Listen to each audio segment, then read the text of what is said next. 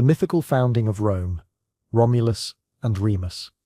In the cradle of ancient myth and legend, where truth blurs seamlessly with tale, there exists a story so deeply woven into the identity of a civilization that it has transcended time itself. This is the tale of Romulus and Remus, the mythical twins, whose fate would shape the destiny of Rome. Their legend is not just a story of birth or bloodshed, it is the symbolic heartbeat of a city destined to command empires and echo through the ages. The story begins long before the twins drew breath, in a realm of fallen kings and divine intrigues. Alba Longa, a city said to be founded by Aeneas' son Ascanius, thrived in the central Italian hills. From its royal lineage came a king named Numitor, who ruled justly until ambition darkened the path of succession. Numitor's own brother, Amulius, seized the throne through betrayal, overthrowing him and ensuring that Numitor's line could produce no heirs by forcing his daughter, Rhea Silvia, into the sacred vows of a Vestal virgin, a life of chastity and service to the goddess Vesta. But fate, as it often does in myth, found a way to defy control. Mars, the god of war himself, visited Rhea Silvia. From their divine union, she bore twin sons, Romulus and Remus. This act enraged Amulius, for he saw in the twins a threat to his stolen rule. He ordered the infants drowned in the river Tiber, hoping to erase any trace of their bloodline. Yet the river, swollen from recent rains, carried the cradle not to death, but to destiny. It came to rest beneath a fig tree on the Palatine Hill, and there in the shadowed wilderness, a she-wolf, perhaps drawn by divine will, found the helpless infants. She did not devour them, but nurtured them, suckling the boys as her own cubs. The sight of the savage beast, nurturing human children, stirred something ancient and sacred in the Roman heart. It became an enduring symbol of the city, strength forged in the wild, civilization born of chaos. Later, a kindly shepherd named Faustulus and his wife discovered the twins. They raised Romulus and Remus as their own, and under their care, the boys grew into strong, spirited young men. Unaware of their noble origins, they lived as shepherds but were natural leaders, defending their flocks, organizing games, and earning the admiration of fellow herdsmen. The land was still marked by lawlessness, and the twins often clashed with local bandits. One such skirmish resulted in Remus being captured and taken before King Amulius, but the encounter unveiled truths long buried. Through a chain of revelations, and the intervention of Numitor, the boys discovered their true identity. Burning with justice and rightful vengeance, Romulus and Remus led a revolt, deposed Amulius, and restored their grandfather Numitor to the throne of Alba Longa. Having reclaimed their heritage, the twins turned their eyes elsewhere, not backward to Alba Longa, but forward to new beginnings. They set off to found a city of their own, a city that would rival all others in glory. They returned to the banks of the Tiber, to the land where the she-wolf had saved them, where myth first breathed life into their story. But even shared destiny can fracture. A dispute arose over where the city should be built and who should rule it. Romulus favored the Palatine Hill, Remus the Aventine. To settle the matter they turned to augury, the ancient practice of interpreting the will of the gods through the flight of birds. Remus saw 6 vultures, Romulus claimed 12. Whether the birds spoke truth, or whether ambition twisted their meaning, the quarrel escalated. Remus, in defiance or jest, leapt over the sacred boundaries. Romulus had begun to trace around his city, boundaries not just of stone but of law and power. Romulus, consumed by fury or fate, struck down his brother. "So shall it be to anyone who leaps over my walls," he declared. And thus, with fratricide, Rome was born. A city birthed not in peace but in blood, a fitting beginning for a people who would carve an empire through conquest and command. Romulus became the first king of Rome. He welcomed exiles, outcasts, and wanderers, filling the new city with a mosaic of tribes and backgrounds. To secure the city's future, he staged a festival and invited the neighboring Sabini, but the event was a ruse, and during the celebration, the Romans seized the Sabine women to take as wives. This act sparked war, but it also forged unity. When the Sabine women themselves intervened to stop the fighting between their fathers and their new husbands, peace was brokered. The two peoples united, and Rome grew stronger through its ability to absorb and integrate rather than merely conquer. Romulus ruled for years, his reign marked by battles, laws and the solidifying of Rome's foundation. He shaped the Senate, organized the army, and laid down customs that would echo through Roman identity for centuries. Some say he was harsh, others claim he was, but all agreed, he was more than a man, he was a figure touched by the gods, and as mysteriously as he came, he disappeared. One day, during a thunderstorm, Romulus vanished from sight. Some claimed he had been taken up to the heavens by Mars, his divine father, and was deified as the god Crassus. Others whispered darker truths, that the senators had murdered him to claim power, but Rome chose to believe in the divine. It was better that its founder be a god than a ghost. The myth of Romulus and Remus is not a tale to be dissected for historical accuracy, for its truth lies not in facts, but in meaning. It tells of Rome's belief in divine favor, of its readiness to embrace both brutality and brilliance. The story is at once a warning and a beacon of the cost of ambition, the weight of fraternal rivalry, and the destiny of empire. It reveals a civilization that saw its origins in sacrifice, in strength, and in the will to power. Through the centuries, the image of the twins suckled by the she-wolf remained an enduring emblem, carved in marble, cast in bronze, and etched into the minds of poets and emperors. It reminded every Roman citizen of the wild roots from which their grandeur grew. In a world of myths, few are as symbolic, as haunting, or as powerful as that of Romulus and Remus. And in that eternal city, Rome, their story continues to live on, not in the shadows of ruins, but in the spirit of legacy. Yet, for all its splendor and symbolism, the myth of Romulus and Remus also speaks to the eternal tensions that pulse within human civilization, the duality of creation and destruction, of kinship and conflict. Their bond as twins, nurtured by the same divine and earthly forces, should have made them inseparable, but ambition, pride, and fate conspired otherwise. In this, the myth reflects the Roman soul itself, capable of greatness, yet never without a shadow. The fratricide at the heart of Rome's birth was no accident of legend. It was a mirror, held up to remind each generation of Romans that even their glory came with a price. That unity, when born from division, must be constantly nurtured to endure. The early Romans didn't shy away from this uncomfortable truth. They embraced it, honored it, even ritualized it. The tale of the murdered brother was not erased or softened, it was immortalized. Over time, the legend became a tool of power. Emperors traced their lineage to Romulus, framing themselves as heirs to both divine favor and the raw, untamed might of Rome's origin. The story was told and retold in marble halls and smoky hearths, not to recount history, but to reaffirm identity. Even as Rome transformed first from a monarchy to a republic, and then from republic to empire, the tale remained a constant. It offered every Roman from senator to soldier a sense of shared beginning, of being forged from myth into reality. And though the wolves no longer roam the Palatine Hill and the river Tiber flows quietly past modern ruins, the legend still lingers. In bronze statues, ancient manuscripts, and whispered stories carried on the Roman wind, Romulus and Remus live on, not as mere characters of a forgotten myth, but as the eternal heartbeat of a city born of gods, wolves, and the will to endure. Etruscan kings and the Roman monarchy.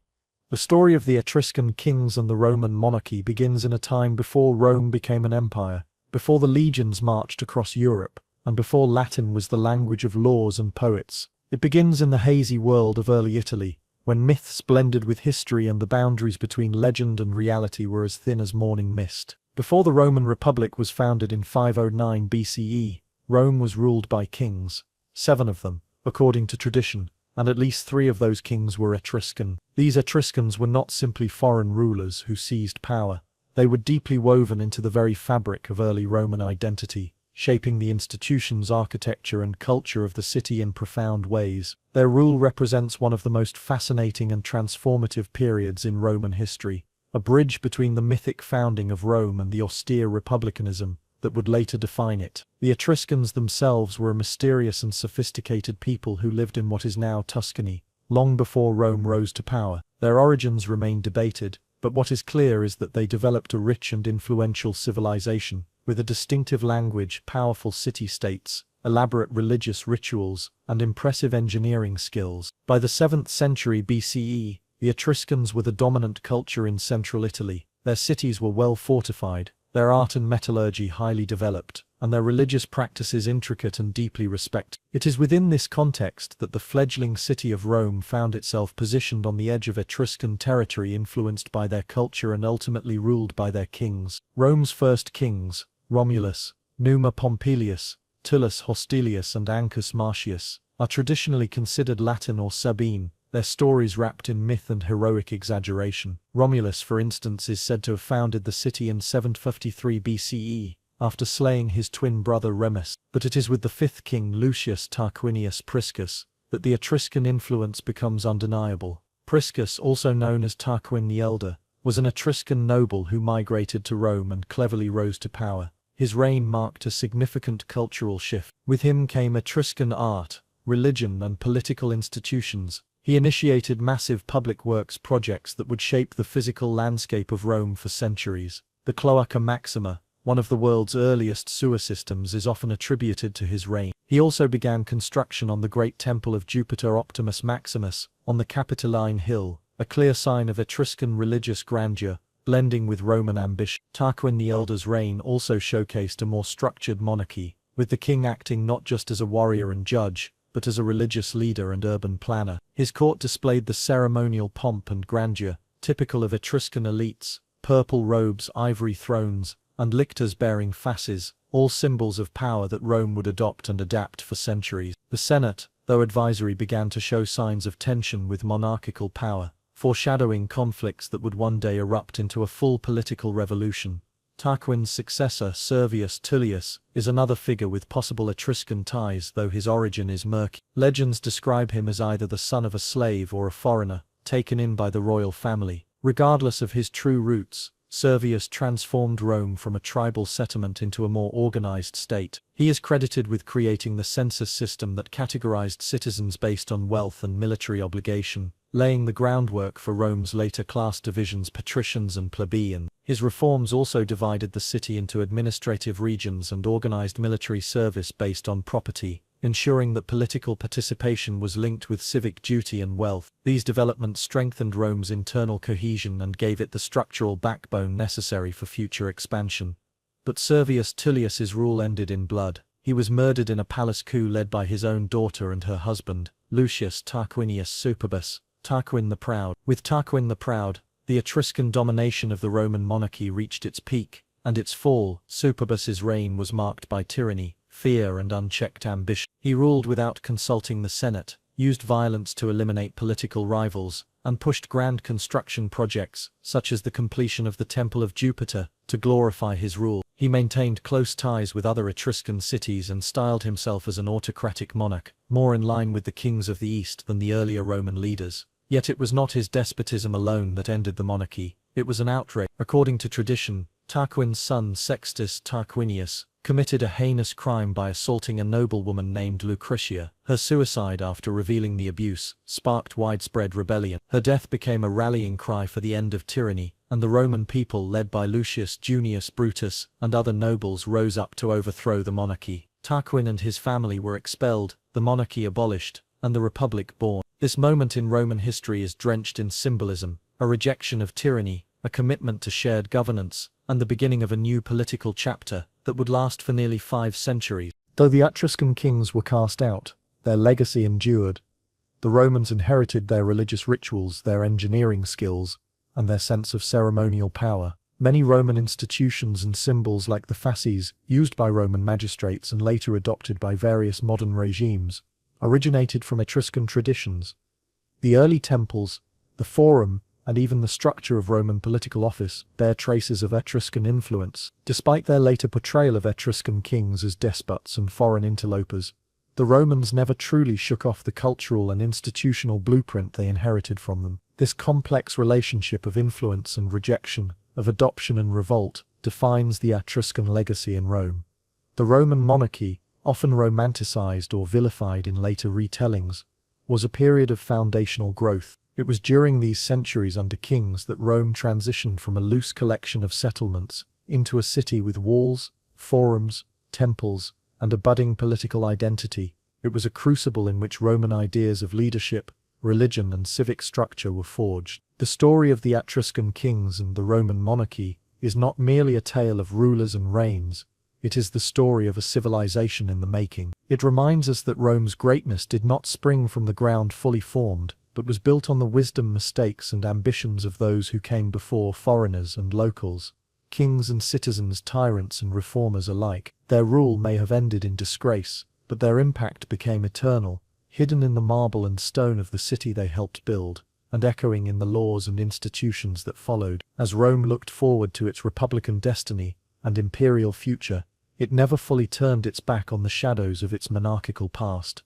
where the Etruscan kings once reigned. Even in the centuries that followed, as the Roman Republic grew wary of centralized power, and the Senate jealously guarded its authority, the spectre of kingship regnum never truly faded. The word king itself became taboo, synonymous with tyranny, and any man who seemed to aspire to that level of absolute authority risked accusations of seeking monarchy, often with fatal consequences. Yet paradoxically, many of Rome's most revered traditions and ceremonies continued to echo those established under the king. The Rex Sacrarum, a priestly office created in the early Republic, was deliberately named King of Sacred Rites, to carry on the religious duties once performed by the monarch, an acknowledgement that although politically dethroned, the king's spiritual role remained indispensable. The Etruscan influence also lingered in Rome's visual language of power: triumphal processions, lictors carrying fasces, the use of curuli chairs and purple-bordered togas.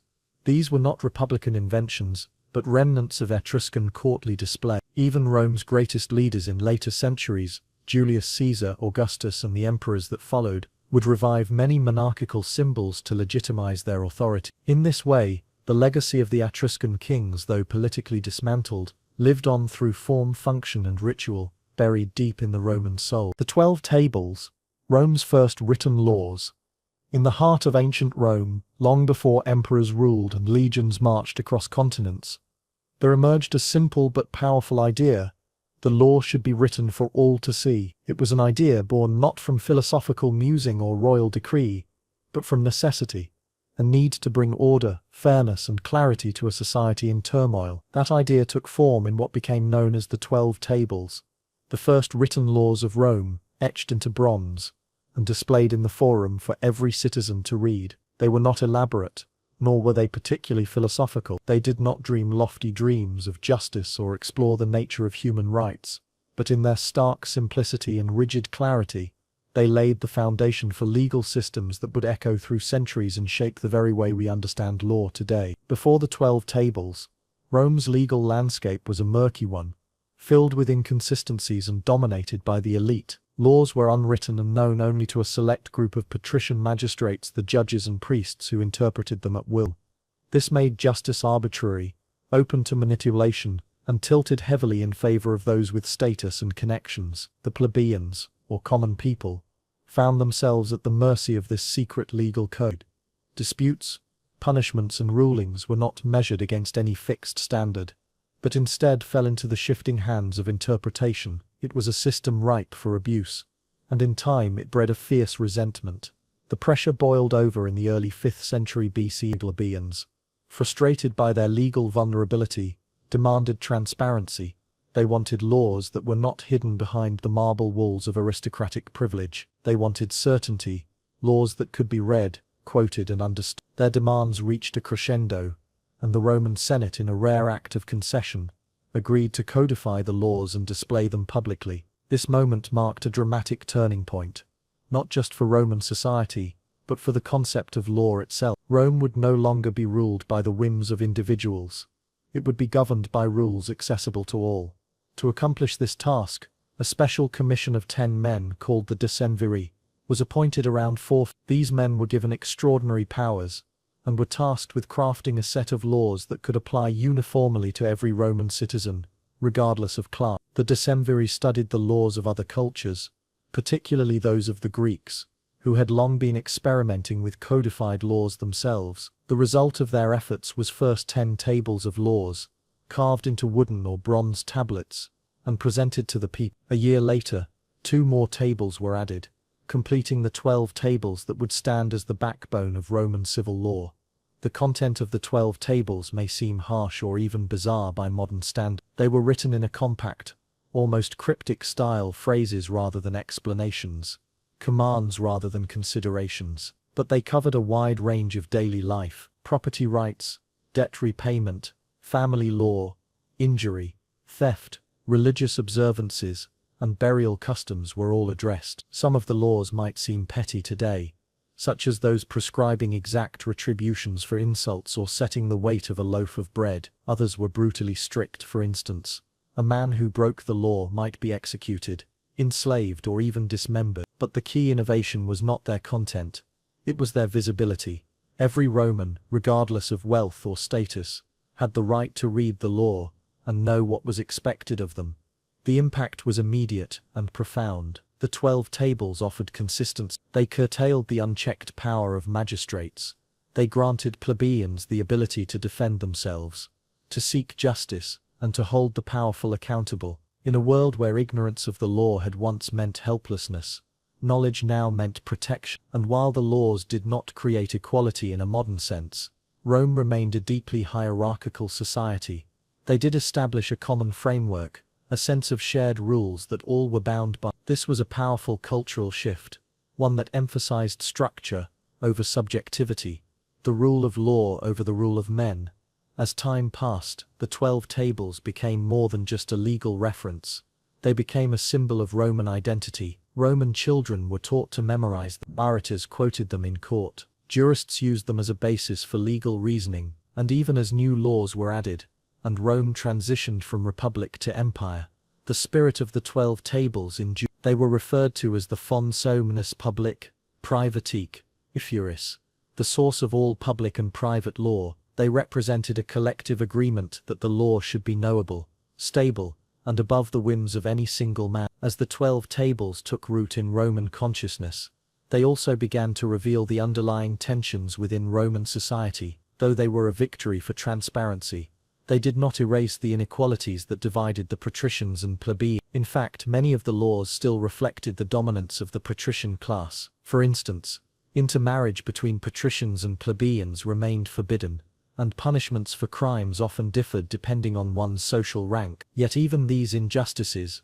now made visible in public law, could be challenged. The very act of writing them down opened the door for future reform. Citizens could point to the stone tablets and say, "Here is what the law says," and in that act lay the seeds of advocacy, protest, and evolution. The physical presence of the 12 Tables in the Forum, the very heart of Roman public life, was itself a powerful symbol. They were not tucked away in government buildings or hidden in the minds of legal elites. They stood under the sun, open to every eye that passed by. Farmers, merchants, soldiers, and senators alike could stop and read them. This openness was a radical democratizing force. It made the law a shared cultural artifact, part of the daily rhythm of Roman life, and not merely the domain of a privileged few. As a result, legal awareness became widespread, even expected. Roman citizens began to internalize the idea that rights and obligations were defined by law, not by one's birth.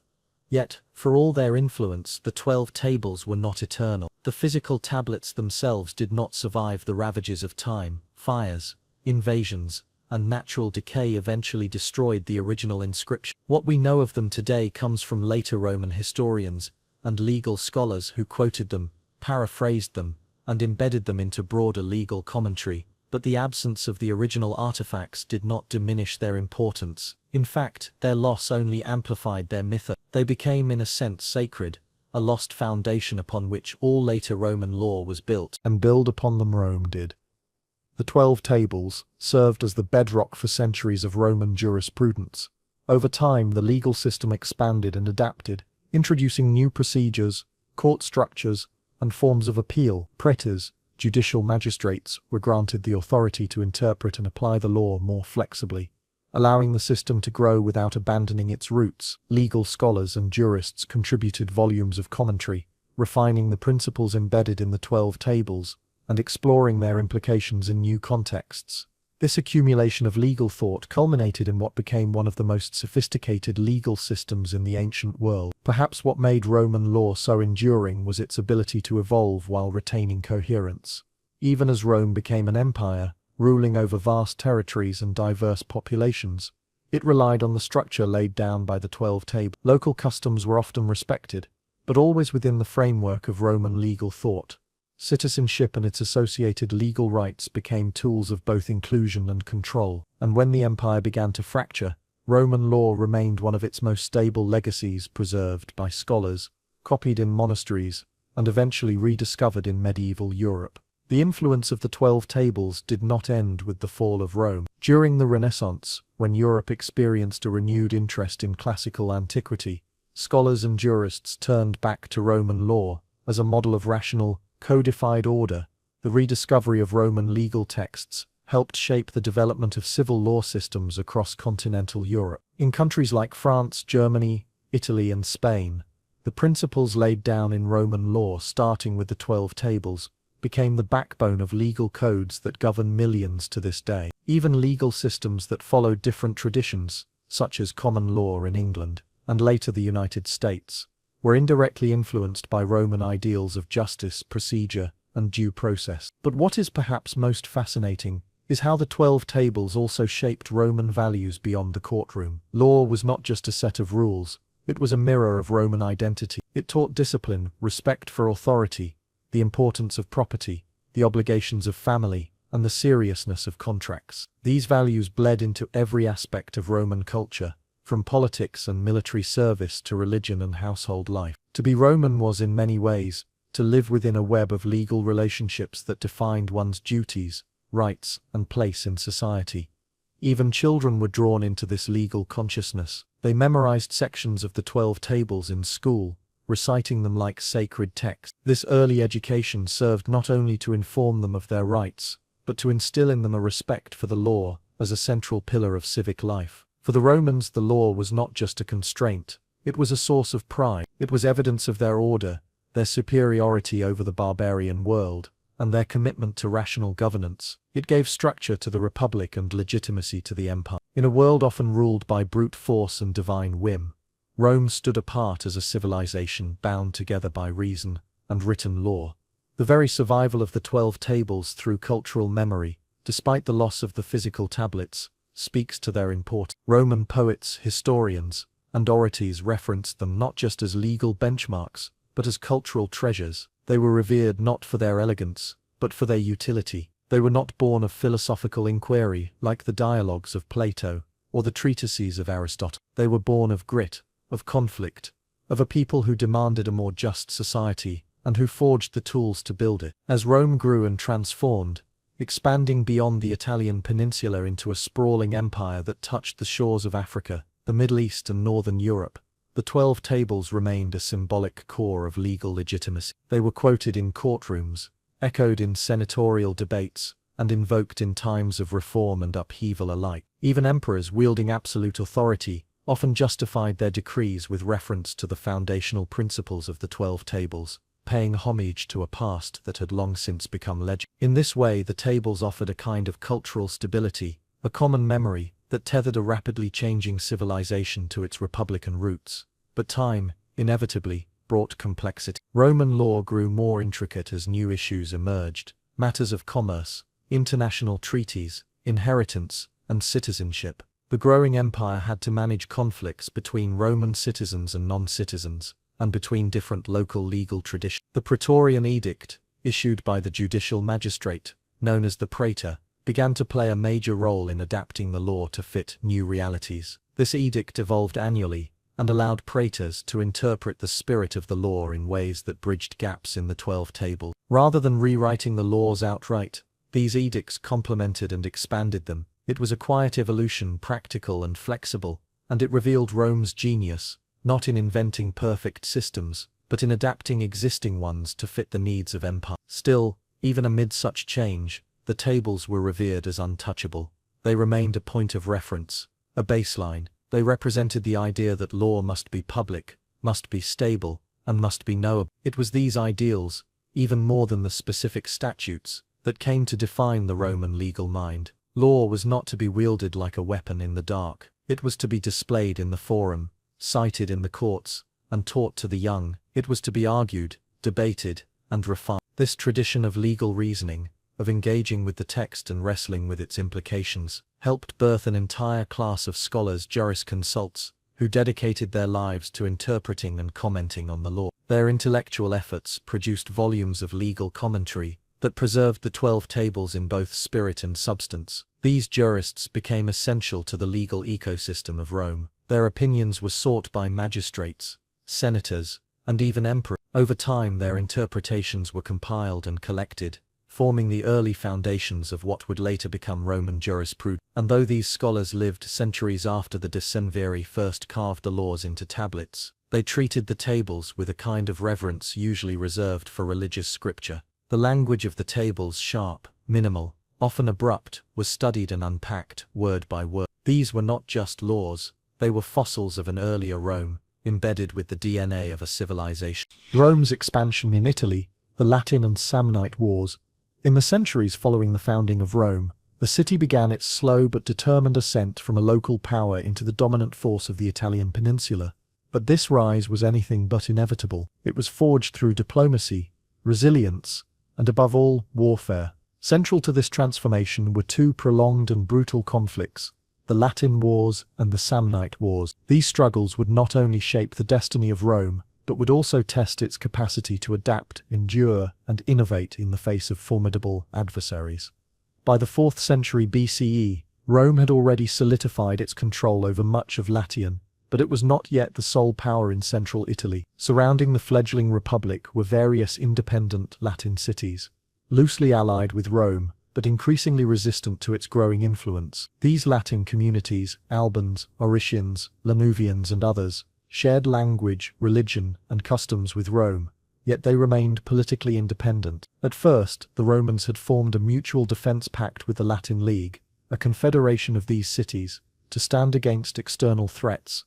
But as Rome's ambitions grew, tensions mounted. The Latins became wary of Rome's expanding dominance, while Rome grew increasingly unwilling to share power or military command with its allies. What had once been a defensive alliance began to unravel under the weight of Roman pride and Latin defiance. The First Latin War erupted in the late 4th century BCE, around 340 BCE, ignited by mutual suspicion and Rome's refusal to grant its Latin allies equal status within the Republic. The Latins proposed a radical idea: to merge Rome and the Latin League into a single political entity, sharing institutions, citizenship, and military leadership. But the Romans, fiercely proud of their identity and unwilling to dilute their power, rejected the proposal outright. War became inevitable. The decisive conflict came at the Battle of Vesuvius in 340 BCE, where Roman forces, commanded by consul Publius Decius Mus and the legendary Titus Manlius Torquatus, met the Latins in a fierce struggle. Both consuls displayed extraordinary commitment.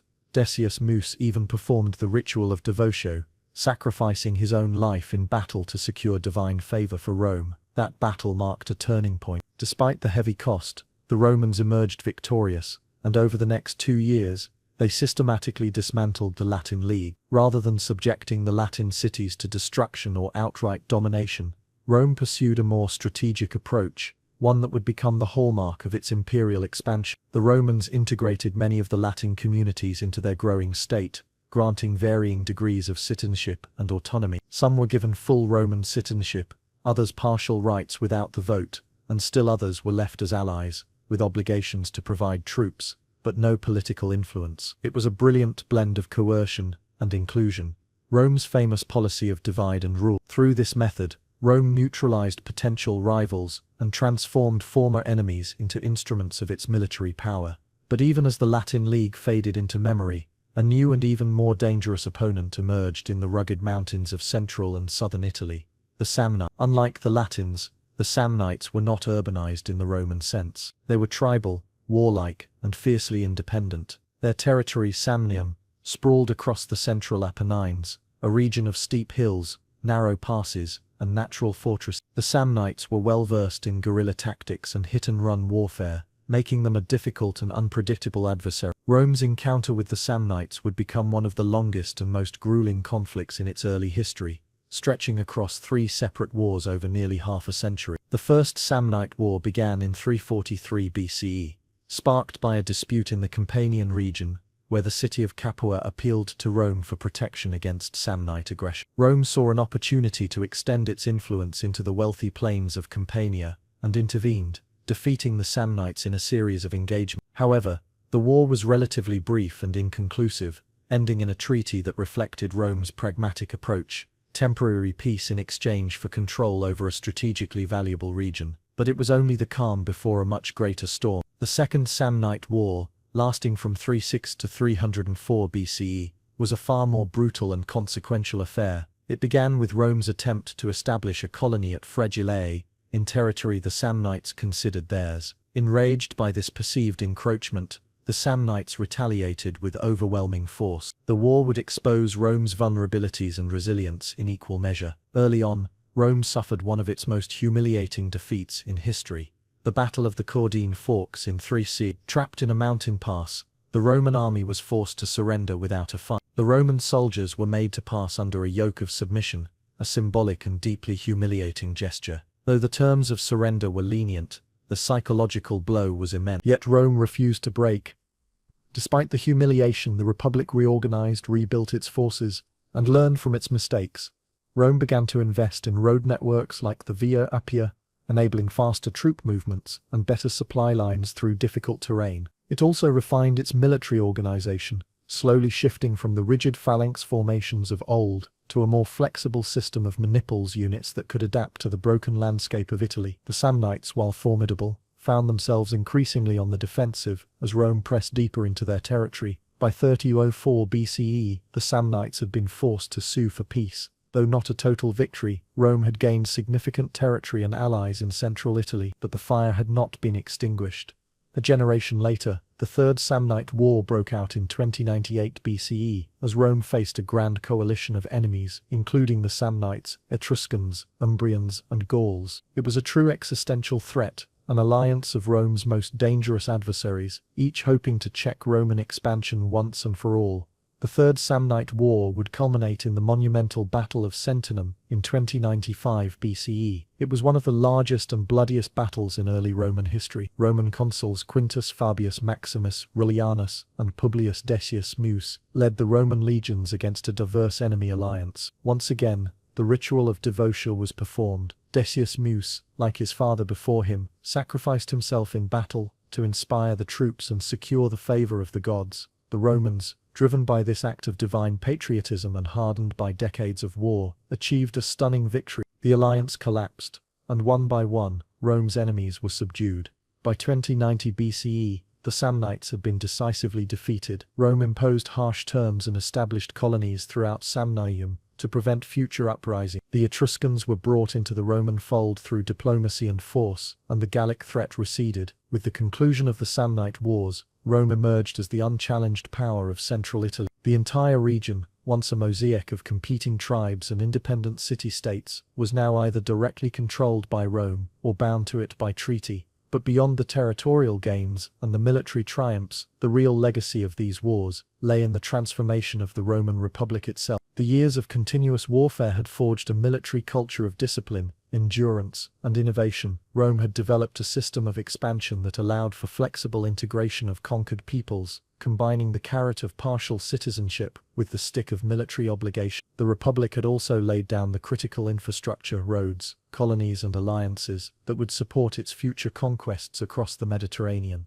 The Latin and Samnite Wars were not just episodes of conquest, they were crucibles of identity. Rome, once a city among many, emerged from these conflicts with a sense of manifest destiny. The idea of Roman supremacy, rooted not only in arms but in law, organization, and civic duty, began to take shape. It was this belief, born on the battlefields of Latium and Samnium, that would propel Rome from a regional power into the ruler of an empire. And though centuries of struggle still lay ahead, the foundational conflicts of the Latin and Samnite Wars had set the stage for all that was to come. Hannibal's March and the Battle of Cannae. Hannibal's March and the Battle of Cannae stand as one of the most extraordinary and strategically significant episodes in ancient military history. A tale of daring ambition, logistical brilliance, and devastating consequences. At the heart of this story is Hannibal Barca, a Carthaginian general whose name became synonymous with fear across the Roman Republic. Born in 247 BCE, Into a family deeply entrenched in Carthaginian military tradition, Hannibal was raised with a fierce hatred of Rome. His father, Hamilcar Barca, had fought against the Romans during the First Punic War, and allegedly made Hannibal swear an oath at a young age that he would never be a friend of Rome. This personal vendetta became a defining force in Hannibal's life, driving him to execute one of the most audacious campaigns in history. Following the Carthaginian defeat in the First Punic War, Carthage turned its attention to expanding its territories in Spain, hoping to rebuild its strength. Hannibal, having grown into a charismatic and gifted commander, took control of the Carthaginian forces in Iberia, and began consolidating power. In 218 BCE, he laid siege to the city of Saguntum, an ally of Rome, thereby directly provoking the Romans, and setting the stage for the Second Punic War. Rome demanded Hannibal's surrender, but Carthage refused, and war was declared. What followed was not a conventional engagement along easily navigable paths, but rather a breathtaking display of endurance and tactical genius that would become legendary. Hannibal's march over the Alps. Hannibal's decision to lead his army, which included infantry, cavalry and even war elephants, from Spain through Gaul and across the towering Alps into the Italian peninsula, was unprecedented. The terrain was treacherous, and the journey perilous. The army had to endure snowstorms, steep inclines, rock slides, hostile tribes, and the bitter cold. Many soldiers and animals perished during the crossing, but Hannibal's will was unshaken. By the time he descended into the Po Valley of northern Italy, he had lost a significant portion of his army. Yet, what remained was still formidable, and the psychological impact of his arrival, an enemy army emerging from the Alps, sent shockwaves through Rome. No one had expected such an audacious approach. The Roman Republic was rattled, but not defeated. The Senate rapidly mobilized legions to confront the threat. The initial encounters between Hannibal and Roman forces demonstrated his brilliance in battlefield strategy. At the Battle of the Trebia River, and later at Lake Trasimene, Hannibal decisively defeated Roman armies by exploiting their overconfidence and rigid formations. He used the terrain, the element of surprise, and masterful flanking maneuvers to crush legions that vastly outnumbered his own forces. But these were only precursors to the greatest test of all, the Battle of Cannae.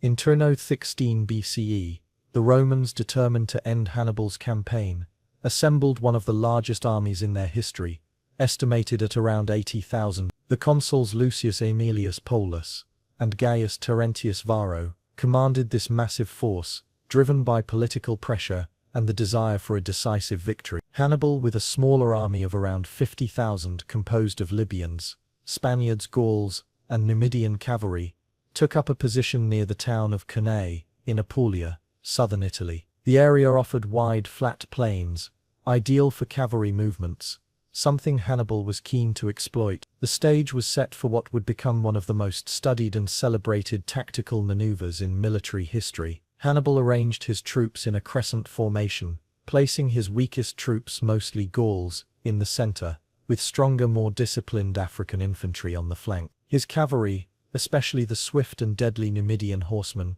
was positioned to the sides. The Romans, confident in their numbers, formed a deep and dense column, intending to break through the center of Hannibal's line by sheer force. As the battle commenced, the Roman legions pressed forward, pushing back the center of Hannibal's line just as he had intended. It appeared at first that the Roman plan was working. The Carthaginian center retreated, seemingly in disarray. But this movement was not a collapse, it was a calculated withdrawal designed to draw the Roman forces in deeper. As the Roman army pushed forward into the tightening crescent, Hannibal's flanking African infantry held firm and began to swing inward, closing around the Roman flank. At the same time, Hannibal's cavalry, having defeated the Roman cavalry on the wings, circled around and attacked the Romans from behind. The Roman army was surrounded on all sides. What followed was a massacre. Trapped and unable to maneuver, the Roman soldiers were cut down systematically. Estimates of Roman losses vary, but most ancient sources suggest that around 50,000 to 70,000 Romans were killed in a single day, one of the highest single-day death tolls in pre-modern warfare. The scale of the defeat was catastrophic. Among the dead were many Roman senators, magistrates and high-ranking officers. Only a fraction of the Roman force managed to escape. The Battle of Cannae was not only a military triumph for Hannibal, but a psychological earthquake that shook the foundations of the Roman Republic. Despite this overwhelming victory, Hannibal did not march on Rome itself, a decision that has puzzled historians for centuries. Some argue that his army was too exhausted and undersupplied for a siege. Others believe he hoped Rome would sue for peace. In any case, the Roman Senate refused to capitulate. Instead, they adopted a new strategy, famously advised by Fabius Maximus, which focused on avoiding direct engagement with Hannibal, engaging in a war of attrition instead. This strategy, though unpopular at first, eventually wore Hannibal down. Cannae, however, remained a model of tactical genius. Military schools around the world still study Hannibal's double envelopment maneuver as a masterpiece of battlefield strategy. The Carthaginian general had taken a polyglot army, composed of diverse and sometimes undisciplined elements, and molded them into a cohesive fighting force capable of executing a complex tactical plan against a larger and more rigid enemy. His use of deception, terrain and timing showed an understanding of warfare that far surpassed his contemporaries. Hannibal's victory at Cannae was not just a battlefield win, it was an intellectual one, a demonstration of how brains could overcome brawn. The aftermath of the battle was grim for Rome but not final. Rome's resilience would prove its greatest strength. Despite the horrors of Cannae, the Republic did not collapse. It reorganized, rearmed, and eventually turned the tide of the war. Hannibal, for all his victories, found himself increasingly isolated in Italy. He received little reinforcements from Carthage, and as years passed, the strategic advantage began to tilt toward Rome. Ultimately, Hannibal was recalled to defend Carthage itself, and was defeated by Scipio Africanus at the Battle of Zama in 2020 BCE, ending the Second Punic War. Still, Cannae endures in the annals of history. It remains a symbol of boldness, brilliance, and the terrifying cost of overconfidence. It reminds us that war is not always won by the biggest army, but by the commander who best understands how to use the tools he has. Hannibal Barca may not have destroyed Rome, but in one blazing day on the plains of Cannae, he came closer than anyone ever would, and carved his name indelibly into the chronicles of military genius. The conquest of the Greek world, Rome in the East. The story of Rome's conquest of the Greek world is one of the most intricate and transformational episodes in the history of the ancient Mediterranean. It was not a simple tale of one empire replacing another, nor merely a campaign of military might. Rather, it was a gradual, complex absorption, cultural, political, and strategic, of the Hellenistic world into the ever-expanding Roman Republic. When Rome first appeared on the international stage as a regional Italian power, the Greek world was already centuries into its development. It had given birth to philosophy, democracy, art, science, and the very ideas of political organization that would one day shape Rome itself. Yet despite its intellectual superiority, the Greek world fractured after the death of Alexander the Great, found itself vulnerable to the emerging juggernaut of Roman ambition. The conquest began not with swords but with diplomatic threads, woven tightly around the ambitions of the Diadochi, the successor kingdoms carved out from Alexander's empire. By the 3rd century BCE, these Hellenistic states, especially Macedonia, the Seleucid Empire, and Ptolemaic Egypt, were locked in perpetual conflict. Their divisions provided Rome the perfect opportunity to intervene, under the guise of peacekeeping and protection of allies. The Romans, ever pragmatic, did not rush into conquest. Instead, they moved like a tide, slow, inevitable, and unstoppable. Their first significant interactions came during the Pyrrhic War in the early 3rd century BCE, when King Pyrrhus of Epirus invaded Italy. Though he won battles, he suffered irreplaceable losses, giving rise to the term Pyrrhic victory. This war opened Roman eyes to the military prowess and political disunity of the Greek states, and taught them that Greek conflicts could be used to Rome's advantage. The true turning point came with the Macedonian Wars, a series of conflicts that began in 214 BCE and ended in 148 BCE. Rome's war with Philip V of Macedon marked its first deliberate intervention in Greek affairs. The Romans presented themselves as liberators of the Greek people from Macedonian tyranny. But this rhetoric was, in truth, a veil for expansion. With each campaign, Rome gained allies, exerted influence, and left behind garrisons and treaties that slowly drained Greek autonomy. The decisive victory at the Battle of Cynocephalae in 197 BCE, where the Roman legions defeated the Macedonian phalanx, signaled a profound shift in military superiority. Rome had proven that its flexible, disciplined forces could outmatch even the most respected armies of the Hellenistic world. In the aftermath, Rome declared the freedom of the Greeks, but it was a hollow freedom, supervised by Roman oversight, and increasingly dependent on Roman approval. The Seleucid Empire, under Antiochus III, was the next major target. As Antiochus expanded westward into Greece, Rome responded with decisive force.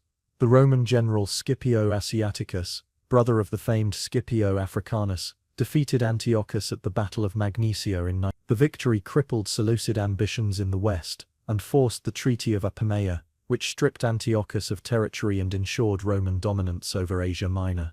Again, Rome proclaimed itself a protector of the Greek world, while binding it tighter into its own orbit. The Greek cities, many of which were already weakened by internal strife, economic problems, and regional rivalries, found themselves increasingly dependent on Roman goodwill for their survival. Even as Rome's grip tightened, the Greek states continued to resist. The Achaean League, one of the last federations of independent Greek cities, rose in defiance. Their rebellion was crushed in 1406 BCE. During the Achaean War, Corinth, one of the jewels of the Greek world, was razed to the ground by Roman forces. This act shocked the ancient world, signaling that Rome would no longer tolerate defiance. The destruction of Corinth coincided with the fall of Carthage in the same year, effectively marking the year 1406 BCE as a turning point when Rome transitioned from a republic struggling for survival to an empire asserting dominance across 3 continents. Greece was not merely conquered, it was subdued, symbolically and practically, by fire and steel. Yet, despite the violence of conquest, Rome was deeply enamored with Greek culture. The victors became students of the vanquished. Greek art, literature, philosophy, and religion poured into Roman life. Roman aristocrats learned Greek, hired Greek tutors, and filled their villas with Greek sculptures. The gods of Olympus found new homes in Roman temples under Latin names. Greek tragedies were performed in Roman theatres, and Stoic philosophy found adherents in the Roman Senate. Cicero, one of Rome's greatest orators, modelled his rhetoric on Greek traditions. This was not a simple case of cultural theft, it was fusion. Rome Romanized the Greek world, even as it Hellenized itself. This cultural syncretism would define Roman identity for centuries, blending Roman discipline with Greek sophistication. Politically, Rome restructured Greece into provinces, the most notable being Achaia and Macedonia. Local autonomy was curtailed, and Roman governors administered justice, collected taxes,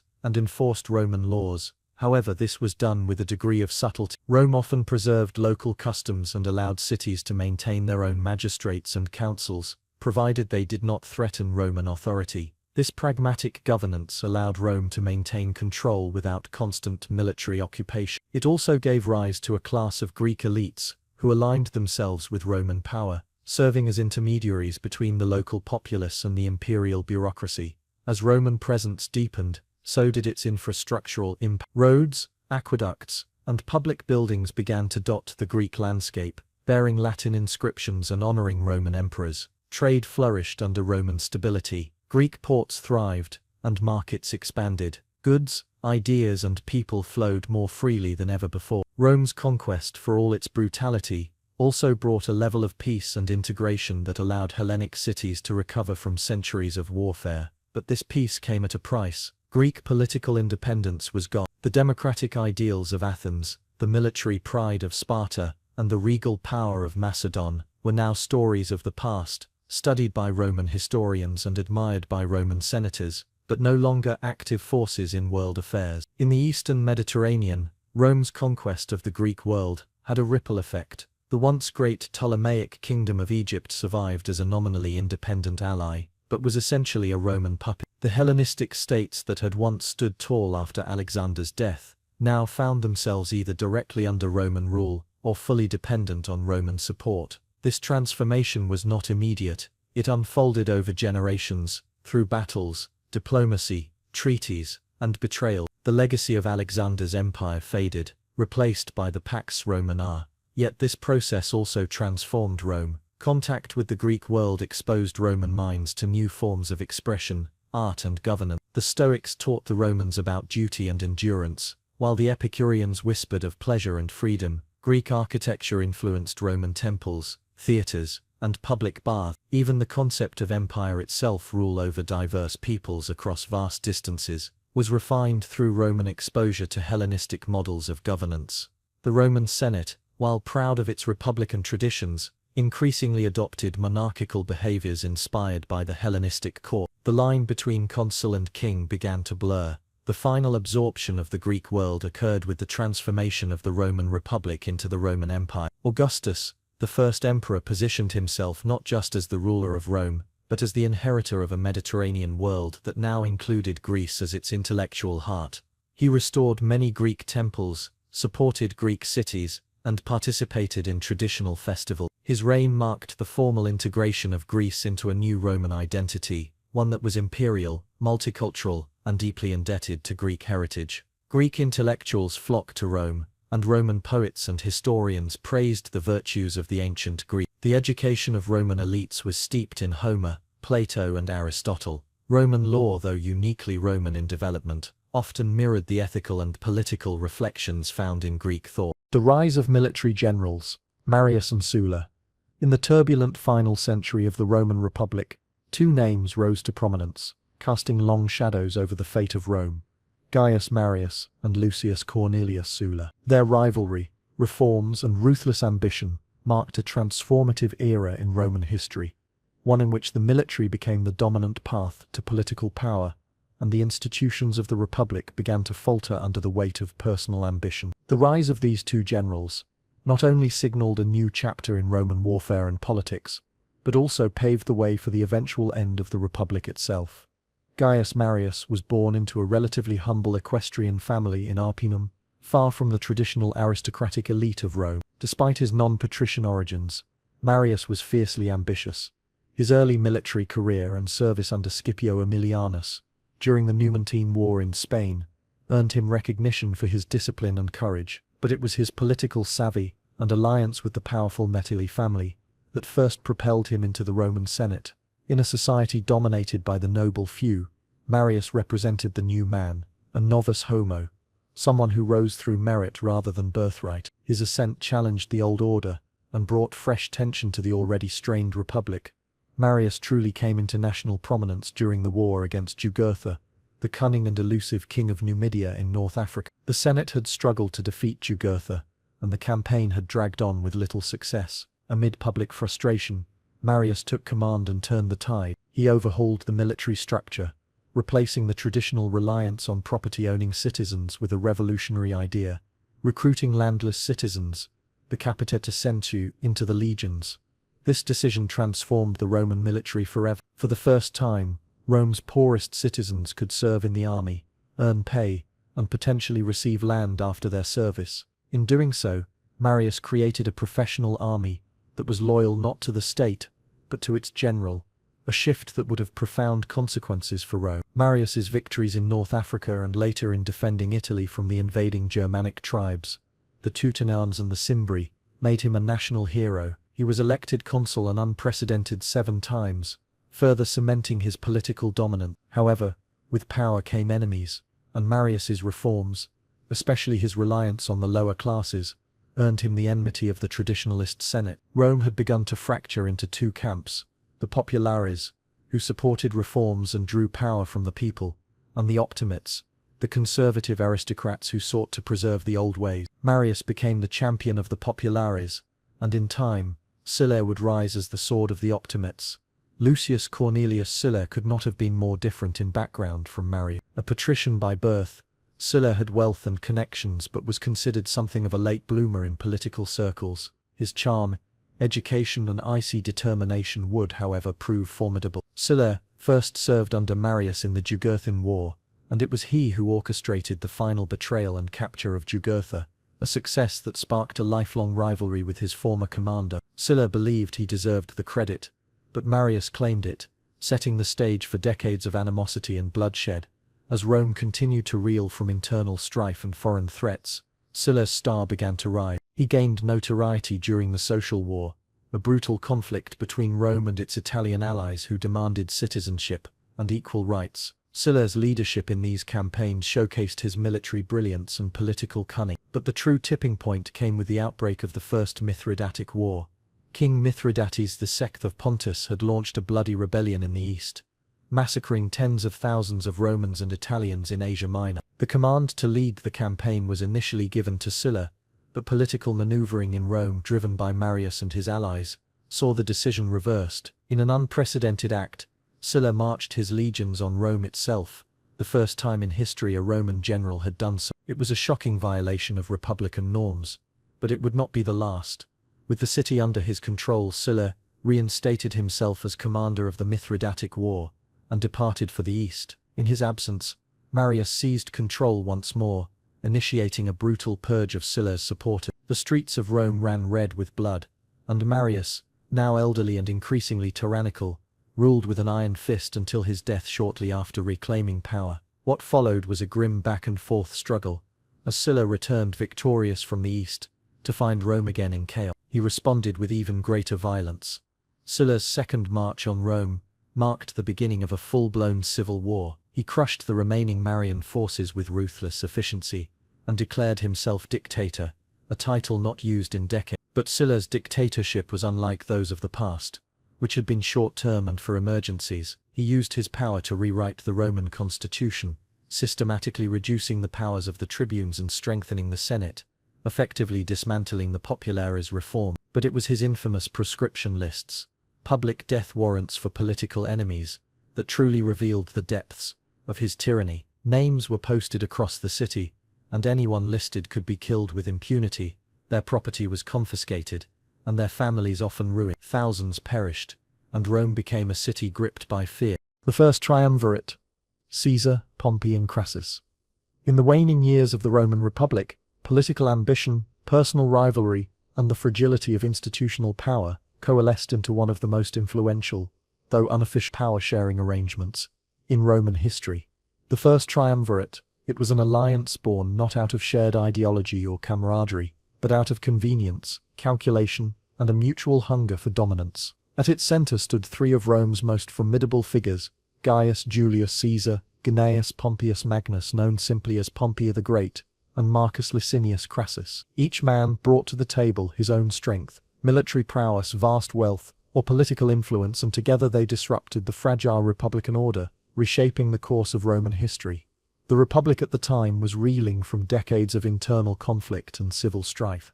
The Senate, once the bedrock of Roman governance, had grown increasingly ineffective, torn by factionalism, and resistant to reform. Meanwhile, popular assemblies and political clubs had become arenas for manipulation and demagoguery. It was in this volatile landscape that Caesar, Pompey and Crassus found common cause. Each had suffered in different ways at the hands of the Senate's elite. Caesar was a rising star with ambitions far beyond his station, blocked at every turn by conservative senators who viewed his populism with suspicion. Pompey, Rome's greatest general and a celebrated war hero, had returned from campaigns in the east only to find his veterans denied land and his political settlements rejected. Crassus, the wealthiest man in Rome, wielded economic power, but yearned for military glory and greater political stature. Their alliance was as pragmatic as it was precarious. They formalized their cooperation in 60 BCE, not with grand proclamations, but through strategic maneuvering. This was not a legal triumvirate sanctioned by the state, rather, it was a private pact, unofficial yet immensely powerful. Together they controlled the magistracies, the courts, the public assemblies, and Rome's vast territories. Caesar was given the consulship for 59 BCE, and once in office, he pushed through agrarian reforms to grant land to Pompey's veterans and ratified Pompey's eastern settlement. Crassus, for his part, secured favorable tax rebates for the publicani, the tax collectors in Asia, earning their financial backing. In return, Caesar gained their protection and support for his own ambitions, including a lucrative proconsular command in Gaul after his consulship ended. As Caesar departed to wage his legendary Gallic campaigns, he solidified his position through military success, winning not just land but loyalty from soldiers, the public and even some senators. His commentaries on the Gallic War, widely circulated in Rome, shaped his image as a brilliant and decisive leader. Meanwhile, Pompey and Crassus struggled to maintain balance in the capital. Their alliance, always uneasy, began to fray under the weight of personal rivalry. Both men distrusted each other, and with Caesar absent, the glue that held the triumvirate together was weakening.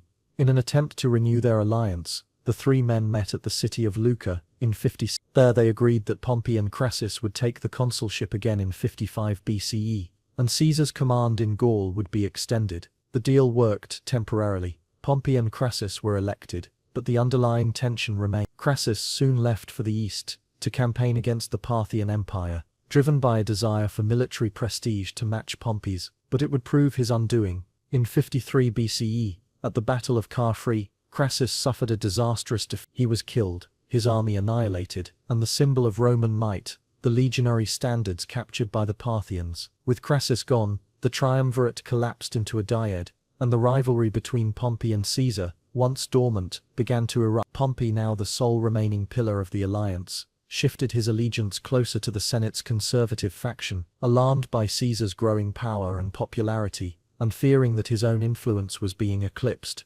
Pompey increasingly positioned himself as the defender of the Republic. The death of Julia, Caesar's daughter and Pompey's wife, severed the final personal bond between them. With no familial or political ties left to soften their rivalry, the two titans stood on a collision course. Caesar, still in Gaul, watched with unease as the Senate, under Pompey's sway, began to strip him of his privileges. They demanded he disband his army and return to Rome as a private citizen, leaving him vulnerable to prosecution. Caesar, unwilling to risk his life and legacy, made a fateful decision. In 49 BCE, Caesar crossed the Rubicon River with his legions, uttering the immortal words, Alea, acta est, the die is cast. It was an act of defiance, a declaration of civil war. Rome plunged into chaos as Caesar advanced toward the capital, and Pompey, unprepared and unwilling to face Caesar directly, fled to the east with the Senate's backing. What had begun as a strategic partnership between three ambitious men had now devolved into open war. The first triumvirate, once a vehicle for mutual empowerment,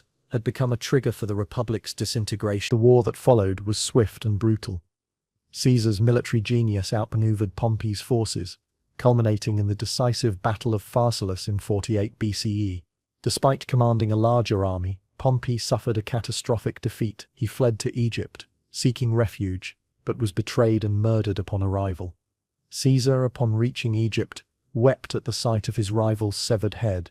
Despite their political enmity, Pompey had once been his father-in-law and ally, and perhaps a part of Caesar mourned what they had both lost. With Pompey gone, Caesar stood unchallenged. He assumed control of Rome, declared himself dictator, and began a series of sweeping reforms aimed at stabilizing the state. Yet the republic he sought to preserve was already broken. The precedent of autocratic rule had been set, and the Senate was now little more than a ceremonial body. The people adored Caesar, but among the senatorial elite, fear and resentment festered. The seeds of his assassination had already been sown. In 44 BCE, just 5 years after crossing the Rubicon, Caesar was murdered on the Ides of March by senators who believed they were saving the Republic. In truth, they had only delayed the inevitable. The first triumvirate, though short-lived, had irreversibly altered the trajectory of Roman history. It exposed the vulnerabilities of a system designed for a city-state, now stretched to govern a sprawling empire. It demonstrated how individual ambition, unchecked by institutional safeguards, could override tradition and law, and it marked the beginning of the end for the Republic, paving the way for the rise of Imperial Rome. In its rise and fall, the Triumvirate was both a symptom and a cause of Rome's transformation, from a republic governed by many to an empire ruled by one. The story of Caesar, Pompey and Crassus is not merely one of power and politics, but of human ambition, the fragility of alliances, and the unintended consequences of domination. Their legacy lingers not in the glory they sought, but in the collapse they helped to hasten. In the aftermath of Caesar's assassination, the Roman world plunged even deeper into turmoil. The vacuum left by his death did not bring about a revival of the Republic, as the conspirators had hoped. Instead, it invited new power struggles. Mark Antony, Caesar's loyal ally, rose swiftly, seeking to inherit the mantle of leadership, but he was soon challenged by another rising star, Gaius Octavius, Caesar's adopted son and heir, later known as Augustus. The two would eventually form the second triumvirate with Lepidus, echoing the earlier alliance of Caesar, Pompey and Crassus. But with even bloodier consequences, the cycle of temporary alliances, betrayal and civil war continued, each iteration pushing the Republic further toward extinction. The first triumvirate was never a formal institution, yet it marked a turning point from collective republican governance toward centralized power. It showed how personal ambitions, when left unchecked, could bend institutions to individual will. What began as a strategic convenience among three powerful men ended as a tragedy for Rome's republican ideals. Their story stands as a timeless warning about the fragility of political systems when manipulated for personal gain, and how history often turns not on the strength of laws but on the ambitions of men. The Ides of March. Caesar's assassination. The Ides of March, March 15th, 44 BCE, would forever be etched into the annals of history as the day Rome trembled under the weight of betrayal. It was the day Julius Caesar, dictator of the Roman Republic and one of the most powerful figures in history, met his violent end at the hands of his own senators. The events of that day were not merely the sudden death of a man, but the assassination of an idea, one that had grown too large, too fast, and had disrupted the fragile balance of Roman power. This moment wasn't just a political turning point. It was a drama soaked in ambition, fear, and personal vendettas. It was a tragedy in the truest sense, where friend turned against friend, and the fate of an entire republic swung in the balance.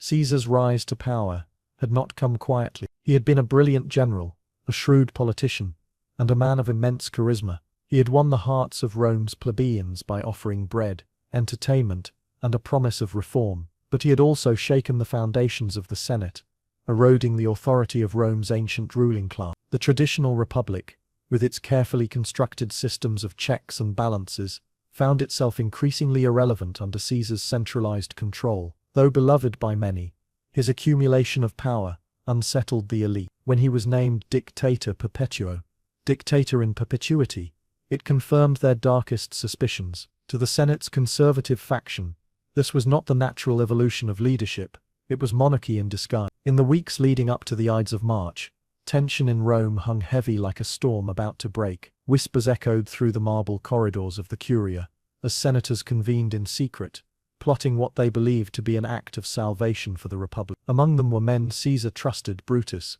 Cassius, Decimus, all once friends, all now conspirators. These weren't criminals or enemies of the state. They were Rome's guardians, at least in their own eyes. They believed that by killing Caesar, they would restore liberty and prevent tyranny. But what they failed to see was that Rome had already changed, and so had its people. The old republic was crumbling, and the people had grown to expect, even rely on, Caesar's strength.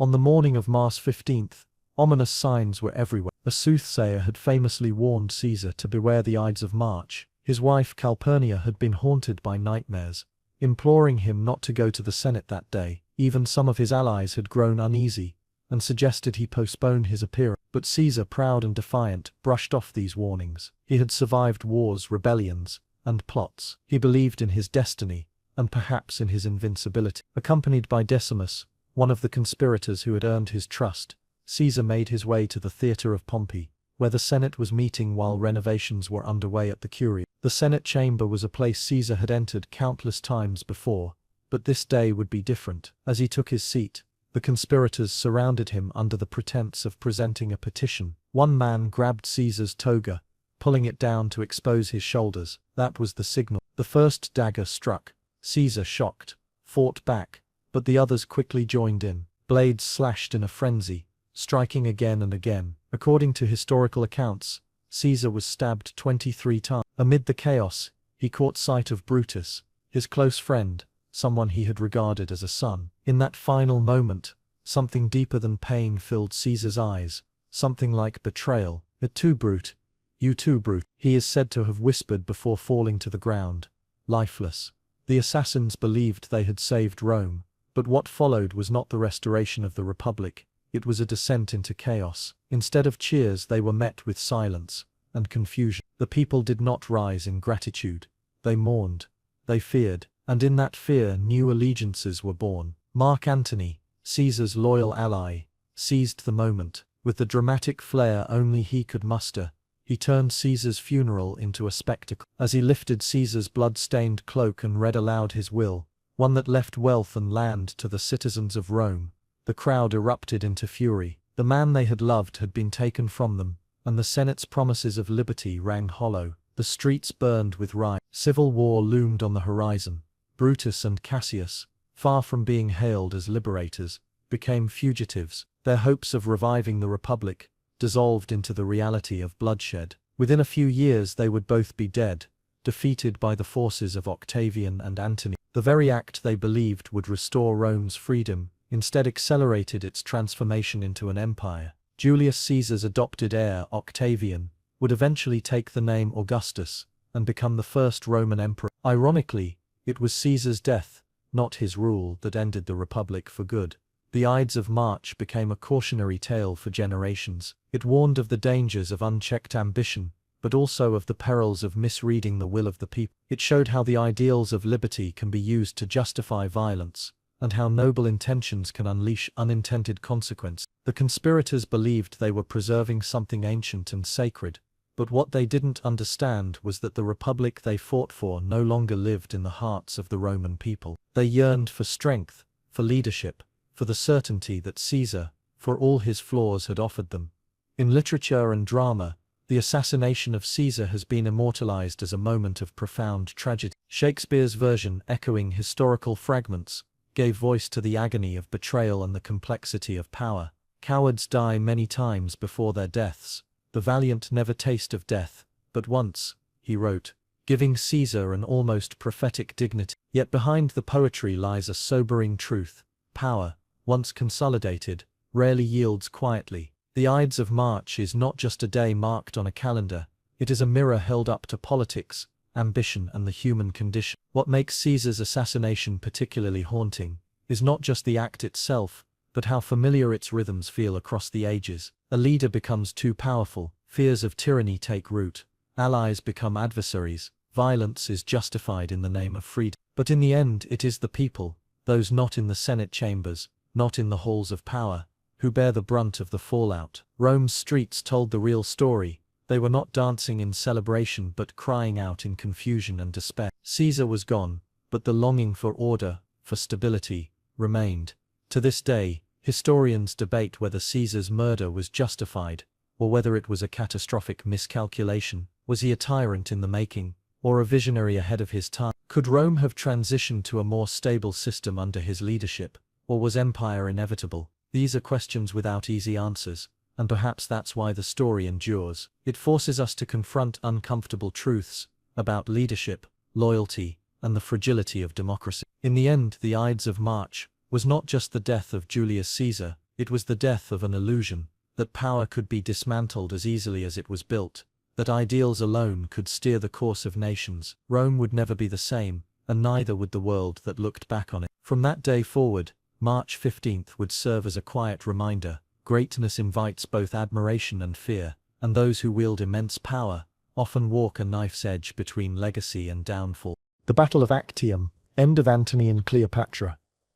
In the sweltering heat of early September, 31 BCE, the waters off the western coast of Greece bore witness to a confrontation that would change the course of history. The Battle of Actium. It was more than a mere naval engagement. It was the dramatic climax of a saga involving love, power, betrayal, and ambition. On one side stood Mark Antony and Cleopatra VII, Queen of Egypt, once rulers of the eastern Mediterranean, now symbols of a faltering challenge to Roman supremacy. On the other side, Octavian, the grandnephew and heir of Julius Caesar, who had transformed himself from a relatively inexperienced politician into a master of propaganda and military strategy. As the sun rose over the Ionian Sea, it illuminated fleets poised not just for combat, but for the final showdown in a war that had engulfed the Roman world in civil conflict for over a decade. Mark Antony had once been a loyal supporter of Julius Caesar, but after Caesar's assassination in 44 BCE, Rome splintered into factions, initially allied with Octavian and Marcus Lepidus in the Second Triumvirate. Antony had been entrusted with governing the eastern provinces. It was here that he met Cleopatra, and what began as a political alliance swiftly deepened into a passionate and highly public romance. Their relationship was not merely emotional, it was strategic. Cleopatra brought with her Egypt's immense wealth, resources and naval power. Antony in turn offered military protection and legitimacy.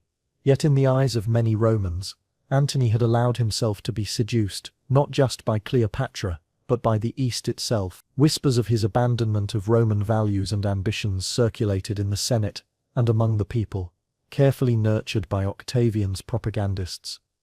Octavian, for his part, knew the value of perception. He masterfully painted Antony as a man lost to foreign influence, even going so far as to publicize Antony's will, allegedly retrieved from the Temple of the Vestal Virgins, revealing his intention to be buried in Alexandria, alongside Cleopatra. This affront to Roman pride and sovereignty enraged many and solidified support behind Octavian. Declaring war not on Antony, but on Cleopatra, Octavian maneuvered carefully, knowing that to frame the conflict as one between Rome and Egypt would rally the people to his side and isolate Antony politically. The lead-up to Actium was defined by strategic feints and logistical challenges. Antony and Cleopatra gathered their forces at the promontory of Actium, constructing fortifications and assembling a formidable fleet of about 500 ships and tens of thousands of troops. Cleopatra herself brought a considerable number of ships from Egypt, many of them massive and heavily armed. Yet they found themselves quickly cornered.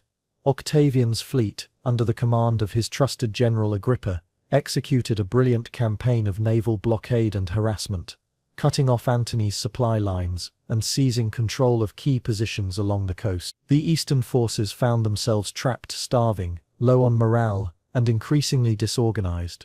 By the time the fateful morning of September 2 arrived, the situation for Antony and Cleopatra was desperate. Their only real hope was to break through the naval blockade and escape back to Egypt, where they could regroup and perhaps continue resistance. The two forces faced each other across the sparkling blue waters, with Octavian's ships smaller, faster, and better manned. Agrippa had trained his crews for maneuverability and close-quarters combat, while Antony's larger vessels were sluggish and required coordination. His fragmented command structure could no longer provide. Cleopatra's own ships were stationed in the rear, a strategic placement or a precaution for flight, depending on which historical account one believes. The battle commenced in late morning, with the two sides clashing in the narrow confines of the Gulf. As Octavian's ships closed in, they deployed their superior tactics, grappling hooks, boarding parties, and concentrated attacks on isolated enemy vessels. Antony's forces fought bravely, but the chaos of the battlefield and the lack of coordinated leadership began to In the midst of the fighting, Cleopatra aboard her personal flagship, broke formation and made a run for the open sea with a small squadron of ships. Whether this was a pre-arranged plan or a panic decision remains debated. Upon seeing her depart, Antony made the fateful choice to disengage and follow her, abandoning the bulk of his fleet to be destroyed or captured. The psychological impact of this decision was immediate and devastating. Antony's fleet, left leaderless, collapsed into confusion. Some ships surrendered, others were set ablaze. By nightfall the sea around Actium was littered with wreckage, and Octavian had secured a decisive victory. But more than just a naval battle had been won. Octavian had shattered the image of Antony as a worthy rival. The world now saw him not as a noble general, but as a broken man chasing a doomed romance. Octavian, in contrast, emerged as the savior of Rome, the man who had defeated foreign corruption and reasserted Roman dominance over the Mediterranean world. In the weeks and months that followed, Antony and Cleopatra fled to Egypt, hoping to rebuild their position, but the war was already lost. Octavian pursued them relentlessly, gradually seizing control of their remaining territories and undermining their supporters. Despair set in. As Octavian's forces closed in on Alexandria, Antony received false news that Cleopatra had died by suicide. Devastated, he fell on his own sword, though he lingered long enough to be taken to Cleopatra and die in her presence. Cleopatra, left alone in a collapsing world, attempted to negotiate with Octavian, perhaps hoping to preserve her children's futures or retain a sliver of her kingdom. Octavian, however, had no intention of allowing the queen who had defied Rome to survive as a symbol of resistance. Knowing her fate, Cleopatra chose death, according to legend, by the bite of an asp hidden in a basket of figs. Their deaths marked not only the end of an era, but the final step in the transformation of the Roman Republic into the Roman Empire. Octavian, now unrivaled, returned to Rome in triumph. In 27 BCE, the Senate granted him the title Augustus, and he became the first emperor of Rome. The civil wars that had ravaged the Republic for decades were finally over, and the age of Imperial Rome had begun. The Battle of Actium thus stands as one of the most consequential events in Western history, not merely for its military significance, but for what it symbolized: The fall of the last great challenge to Octavian supremacy and the dramatic end of one of history's most legendary love affairs. Antony and Cleopatra's legacy would be shaped not only by their defeat, but by the mythic aura that surrounded their lives and deaths. Writers, poets, and artists across centuries would return again and again to their story, two powerful individuals brought down by ambition, love, and the tides of history. Their downfall was not simply the result of military miscalculation, but the inevitable collision between two visions of the world. Antony and Cleopatra represented a fusion of East and West, of ancient dynastic rule and Hellenistic culture, attempting to survive in a world increasingly defined by Roman order and expansionism. Octavian, cold and calculating, represented that new order, disciplined, centralized, and determined to eliminate all rivals. Even today, the Battle of Actium captivates because it sits at the nexus of so many powerful themes: love and loyalty, destiny and downfall, the personal and the political. It was the final curtain in the drama of the Roman Republic, a tragedy not just for two doomed lovers, but for the world that they tried and failed to preserve. The Pax Romana, peace and prosperity of Imperial Rome.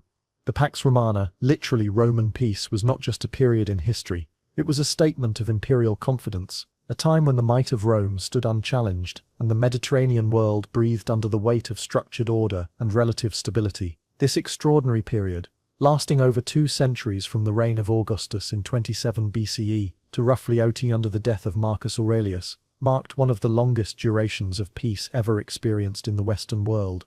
It was not a peace devoid of all conflict or rebellion, but rather a time when internal wars had been suppressed, civil discord had been subdued, and Rome's imperial machine functioned with a precision that brought prosperity, cultural flowering, and economic expansion to a world once fractured by endless war. The beginning of this era cannot be separated from the figure of Augustus himself, the first emperor of Rome and the architect of this so-called peace. Emerging from the chaos of civil wars, assassinations, and shifting alliances, Augustus transformed the Republic's broken institutions into a stable monarchy in everything but name. He declared the restoration of the Republic, but in truth he held all the reins of power. Yet unlike the dictators and generals before him, Augustus brought with him not just authority but vision. He understood that Rome did not need another tyrant.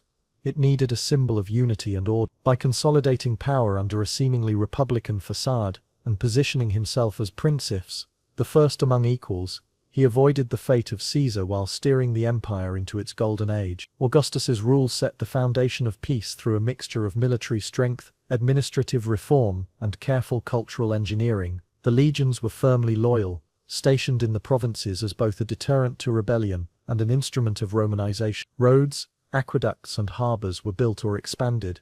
The Mediterranean became a Roman lake, Mare Nostrum, where trade flowed with unprecedented ease. Merchants from Alexandria, Athens, Antioch, and Gaul traversed a world where pirates were scarce, where laws were uniform, and where the imperial stamp meant order. Cities flourished, provinces grew wealthy, and the people of Rome for the most part found purpose in the structure their emperor had imposed. Bread and circuses, yes, but also protection, identity, and pride in being part of something vast and seemingly eternal. The Pax Romana was not simply about the absence of war, it was about what peace made possible. During this time, Roman architecture reached its zenith, with amphitheatres, forums, triumphal arches, and baths rising across the empire. These were not merely buildings, they were monuments to a civilization that had come to see itself as the apex of human achievement. Law too evolved, codifying and extending rights to provincials and eventually to all free men in the empire. Latin, the language of the conquerors,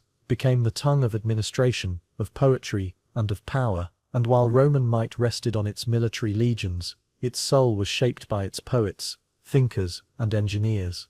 Art, literature, and philosophy flourished during this time. Virgil composed the Aeneid under Augustus, weaving a mythic past that justified the emperor's present. Ovid, though exiled, wrote with wit and passion. Livy penned histories that glorified Roman values. Seneca mused on Stoic virtue, while Pliny the Elder documented the wonders of the natural world. These were voices of a society confident in its legacy, yet also reflective of its vulnerabilities. The cities of the Roman Empire, from Carthage to Cologne, from Londinium to Alexandria, were nodes in a grand tapestry where knowledge and culture were exchanged, adopted, and repurposed. Economically, The Pax Romana created conditions ripe for prosperity. A uniform currency circulated widely, trade routes stretched from Britannia to the Persian Gulf. The Silk Road became a conduit, not just for silk and spices, but for ideas and aesthetics. Roman merchants interacted with Indian traders, Egyptian farmers, and Greek artisans. The empire became a melting pot of influences, and though Rome remained the political heart, the peripheries were not neglected. Governors oversaw the provinces with increasing efficiency, while local leaders were integrated into Roman governance. Tax systems were refined, censuses were conducted, even distant provinces began to feel less like conquered lands, and more like essential parts of a functioning whole. But the peace of Rome was also enforced peace. It came at the cost of freedom for many. It was peace achieved through supremacy, through the silencing of dissent, the crushing of revolts, and the ever-present threat of the Roman sword. The legions stood as a reminder that Rome's tranquility rested on discipline, both imposed and internalized. Rebellions did flare from Judea to Britannia, but they were quickly suppressed. The empire's communication system, built on a vast network of roads and relay stations, allowed for swift response. The empire endured, not only because of its strength, but because of its organization. It was a peace that depended on vigilance, and on the continuation of imperial competence. That competence, however, depended on the emperor, and while Augustus's successors ranged from the stable to the deranged, the system largely held. Tiberius governed with dour discipline. Claudius, underestimated and scholarly, expanded the empire into Britannia. Even Nero, whose name would come to symbolize tyranny, ruled in the early years with promise and reform, before descending into madness. The Flavian dynasty stabilized the empire after Nero's fall, and under Vespasian and Titus, the Colosseum was completed, a grand arena symbolizing both imperial grandeur and the appetite of Rome's people for spectacle. The apex of the Pax Romana arrived with the 5 good emperors, Nerva, Trajan, Hadrian, Antoninus Pius, and Marcus Aurelius, who ruled successively with wisdom and a focus on governance over vanity. Under them the empire expanded to its greatest territorial extent. Trajan pushed Rome's borders into Dacia and the Persian frontiers. Hadrian, recognizing the limits of expansion, consolidated and fortified, most famously building Hadrian's Wall in northern Britain. Antoninus Pius embodied a tranquil reign, where little war and much building occurred. And Marcus Aurelius, the philosopher-king, grappled with the burdens of duty and the fragility of peace, penning meditations that still echo through the century. Yet even as Marcus Aurelius defended the empire from Germanic incursions and wrote of virtue and impermanence, the cracks beneath the imperial facade began to show. His death marked the end of the Pax Romana, and his son Commodus would herald an age of instability and excess. The peace had lasted not through idealism, but through structure and strength. With the erosion of that strength came vulnerability. Still, for nearly 200 years the Roman world had known a kind of peace unknown to other great civilizations, a peace that allowed ordinary lives to flourish, roads to stretch from the Atlantic to the Euphrates, and ideas to circulate from Alexandria to Hispania. In the provinces Roman influence became a daily reality. Roman law regulated contracts, Roman infrastructure improved agriculture, temples, baths, and amphitheaters changed skylines. Latin merged with local dialects. Roman citizenship, once a rare privilege, became increasingly inclusive. The Edict of Caracalla in 212 CE, though occurring just after the Pax Romana, was its logical conclusion. All free inhabitants of the empire were granted Roman citizenship, further blurring the line between conqueror and conquered. Yet, peace is always temporary in the life of empire. As the 3rd century dawned, new challenges emerged. Plagues, economic strain, overextension, and political instability began to erode the foundations laid during the Golden Age. But the memory of the Pax Romana endured. It became a benchmark by which later generations measured themselves. When chaos ruled the empire in the centuries to come, emperors and philosophers alike would look back on those halcyon days when Rome was unchallenged, united, and by its own standards at peace. The Pax Romana is not remembered because it was perfect. It was, at times, brutal. It privileged order over freedom, conformity over diversity, but it allowed a kind of stability that gave birth to some of the most enduring legacies of Western civilization. Roman law, Roman roads, the idea of citizenship, the concept of a unified political order, these were all sharpened and disseminated during those 2 centuries. For many who lived through it, the Pax Romana was not an abstract ideal, but a lived experience, a time when you could travel from North Africa to the Rhine without fear of warlords or bandits, when grain ships from Egypt fed the teeming millions of Rome, and when a citizen could appeal to Caesar himself for justice. As the centuries passed and the empire fractured, the memory of that peace remained a guiding light. In the medieval period, the notion of a universal empire inspired Charlemagne and the Holy Roman emperors. In the Renaissance, scholars rediscovered the texts and ideals of the Roman peace. In modern times, the Pax Romana continues to serve as a reference point, a symbol of what is possible when order, law, and vision align, even if briefly in the vast and turbulent span of human history. It reminds us that peace is not merely the absence of war, but the presence of structure, opportunity, and imagination. As the embers of the Pax Romana faded into the turbulence of the later empire, what remained was not just nostalgia, but a deep-seated cultural memory that would shape the identity of Rome for centuries to come. It was a time idealized by later generations, including emperors who sought to revive its spirit in eras of crisis. But the true legacy of this peace lay not only in the memories of those who ruled, but in the lives of those who lived quietly beneath the grandeur. Merchants trading along the Via Appia, farmers harvesting olives in Hispania, teachers reciting Virgil in a Syrian classroom, and engineers carving aqueducts across North Africa. The Pax Romana had embedded itself into the rhythm of life, a rhythm that had pulsed steadily across diverse lands and peoples for generations. The empire, by its very scale and durability, had become more than a state.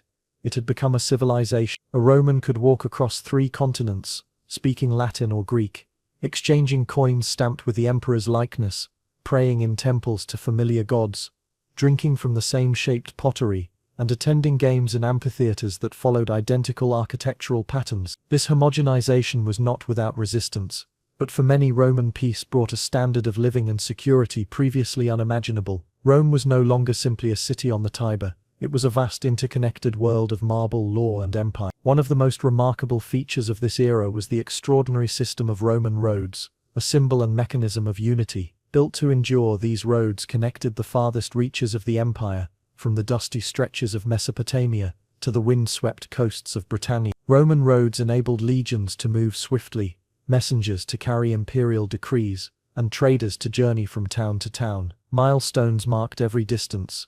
Way stations offered rest and replenishment. It was said that all roads led to Rome, but more importantly, all roads led to order. Commerce boomed.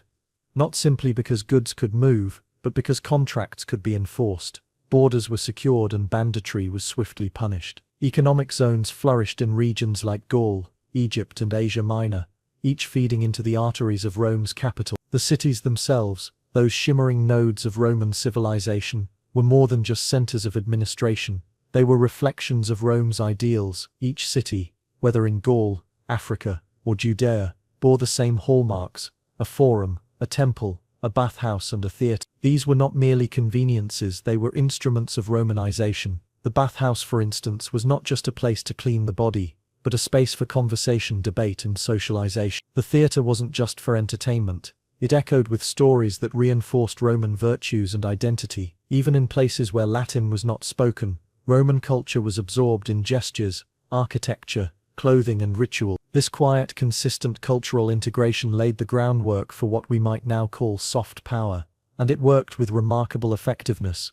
Religious tolerance was another surprising dimension of the Pax Romana. While the emperors were revered and state rituals were enforced, local religious practices were often allowed to continue, so long as they didn't challenge imperial authority. Temples to Isis stood in Rome, Mithraic cults spread among soldiers, and synagogues thrived in cities with Jewish populations. Rome, though proud and centralized, understood pragmatism. This tolerance, however, was not limited. When religion became a vehicle for political rebellion, or refused to acknowledge the supremacy of the emperor, as seen in some Jewish and early Christian communities, Rome responded with severity. Still, compared to other ancient regimes, Rome's ability to accommodate a patchwork of faiths during this period was unusual and critical to maintaining peace.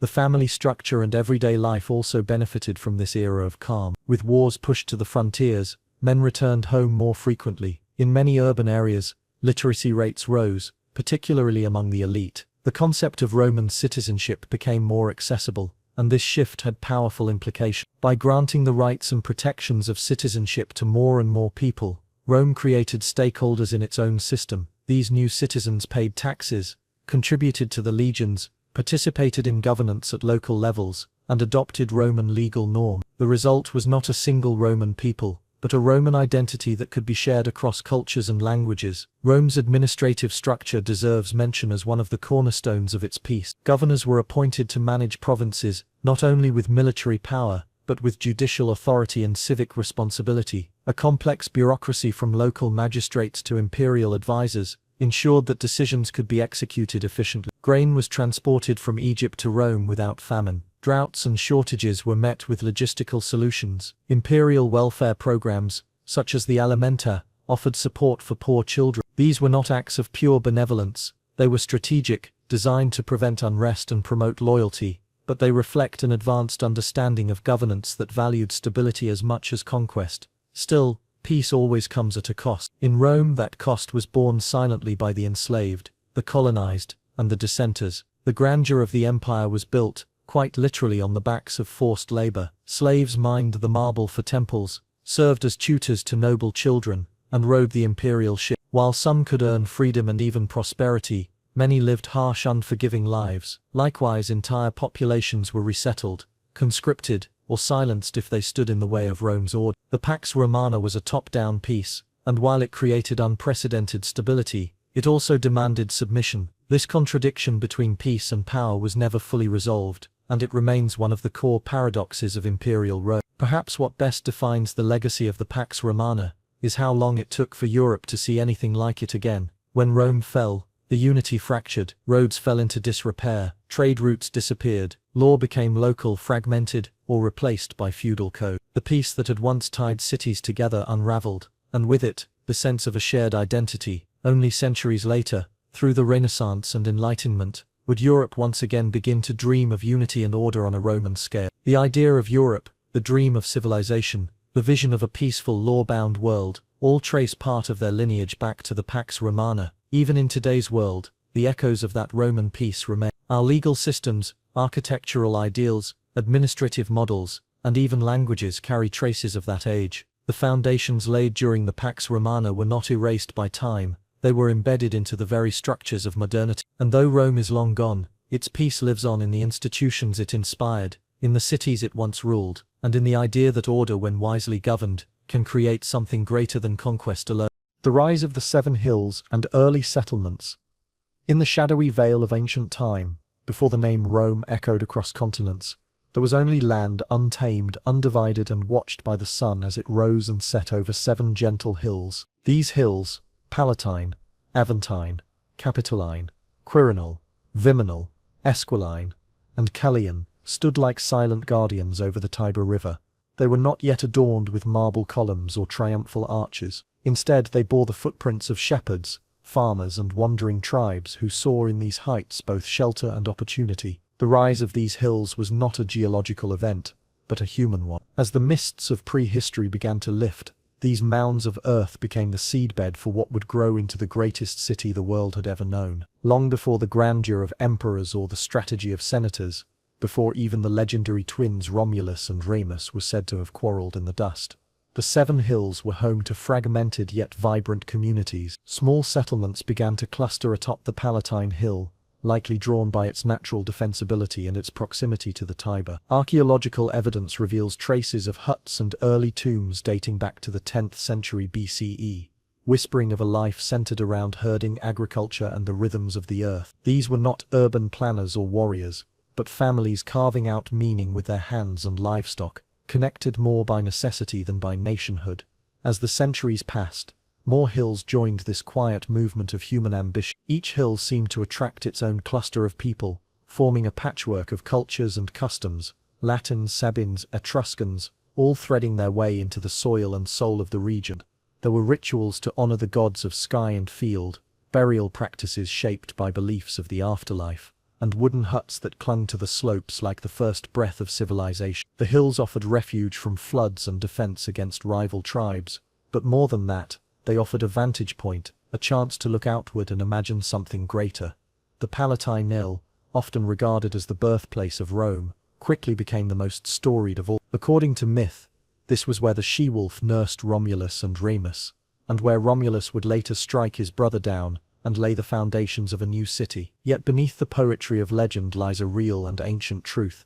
This hill was indeed the focal point of early habitation. Excavations have uncovered remnants of Iron Age huts with oval-shaped footprints, aligned in neat rows, suggesting a people who, even in the absence of written language, understood order and community. Here life pulsed in tandem with the seasons, harvests, festivals, births and burials folding into the land like pages in an unwritten history. Across the riverbank, the Aventine Hill rose with its own quiet pride. While the Palatine became associated with the elite and eventual aristocracy, the Aventine was a hill of outsiders. It drew in the working classes, freedmen and those who were initially denied citizenship in the growing city. In time it would become a symbol of plebeian strength and unity, but in these early days, it was simply another sacred mound in a mosaic of human hope. Over time, paths were carved between these settlements, narrow dirt tracks that carried not only goods but stories, traditions and the slow trickle of collective identity. The Capitoline Hill, rugged and steep, was destined for greatness even in its raw form. It became a natural citadel, a place where watchfires burned through the night, warning of enemies and welcoming allies. It loomed over the Forum Valley, a space that would eventually evolve into the beating heart of Roman public life. But back then, it was marshland, a flat and fertile tract nestled between the hills. Early settlers drained parts of it using rudimentary engineering, turning a swamp into a meeting ground. This act alone was a quiet revolution, nature being bent, just slightly to human will. From this ground would rise temples, courts and the Senate itself. The other hills, Esquiline, Caelian, Viminal and Quarinal, grew in tandem, like siblings maturing at different paces. Each offered its own promise. The Esquiline, with its higher elevation, became desirable for habitation, and would eventually host elegant gardens and lavish villas. The Caelian saw the rise of noble families, while the Quarinal and Viminal began to house immigrants and newcomers, expanding the cultural tapestry of early Rome. What began as isolated encampments slowly merged into a single organism, held together not by walls or treaties, but by proximity, shared markets and common threats. In this world, the river was both lifeline and challenge. The Tiber flooded frequently, reshaping the land and forcing its people to adapt. Its waters were unpredictable, but they brought trade, nourishment, and a connection to the distant sea. From the riverbanks, early settlers watched foreign ships approach, perhaps with wonder, perhaps with dread. Contact with the Etruscans to the north brought more than trade.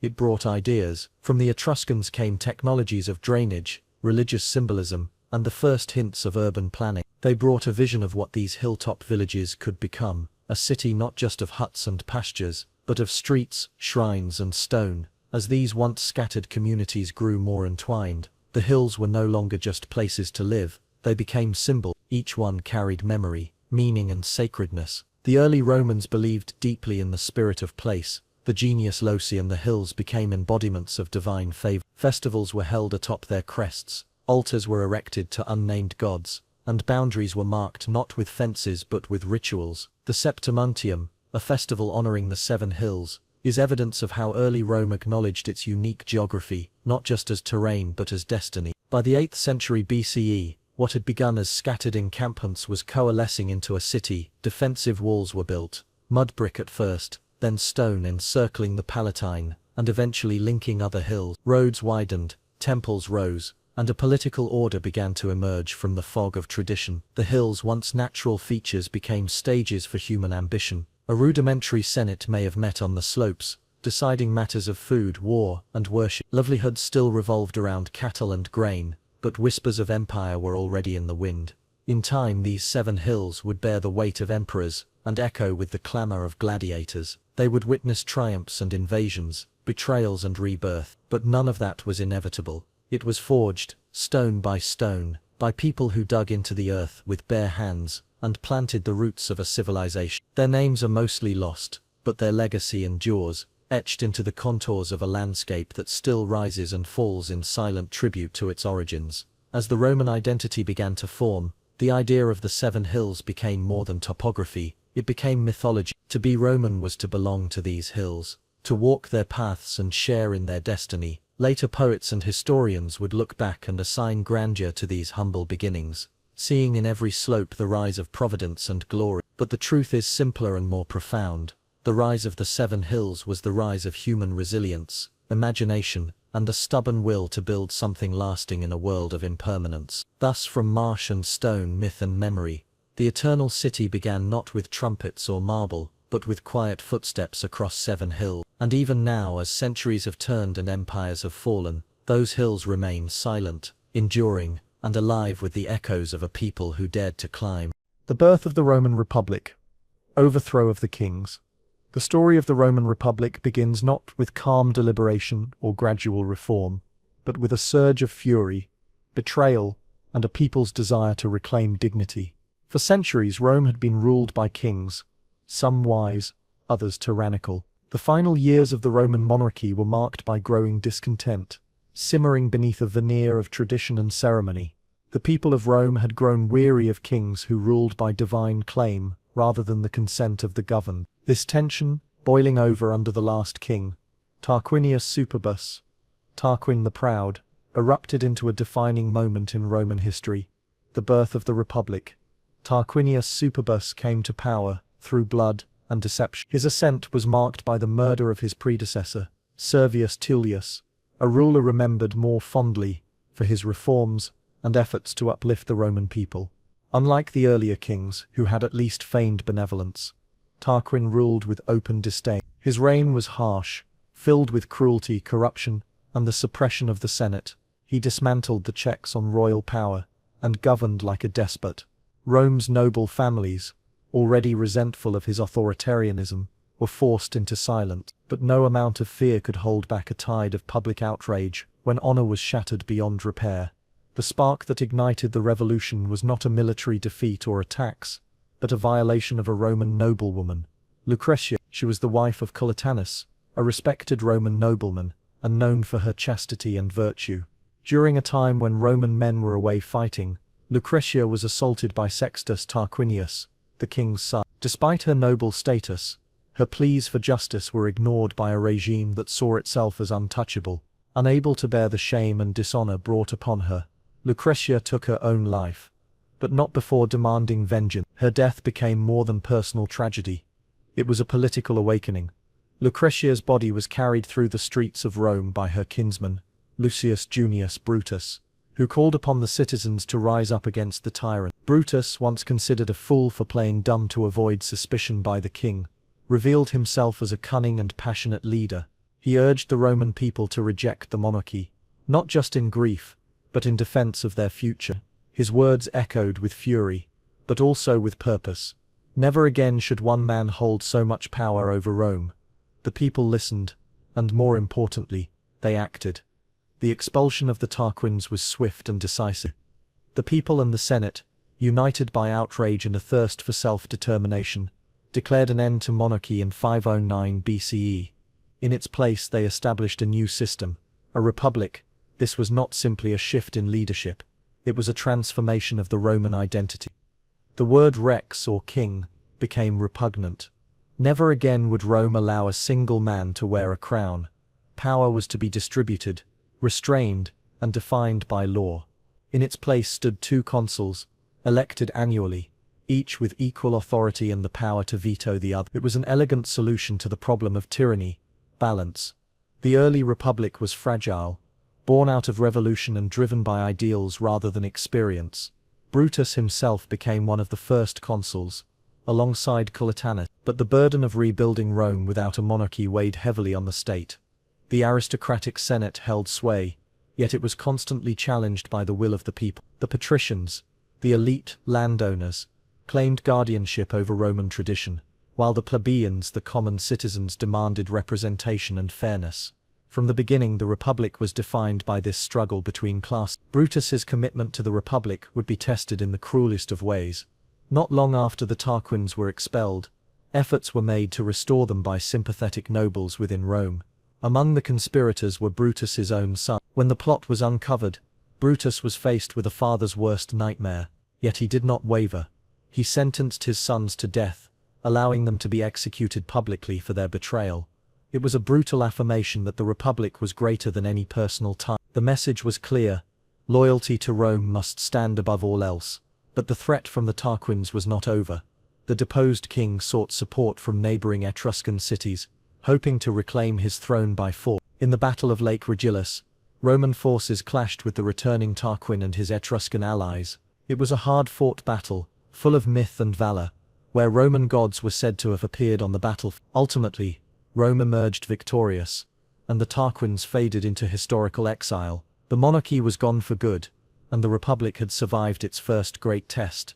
In the years that followed, the structure of the Republic continued to evolve. Rome was now governed by laws etched into tablets, debated in the Senate, and contested in the public forum. Magistrates were elected, powers were limited by term, and the idea of civic duty took root in Roman culture. Every citizen had a role to play, whether in voting assemblies, in military service, or in holding office.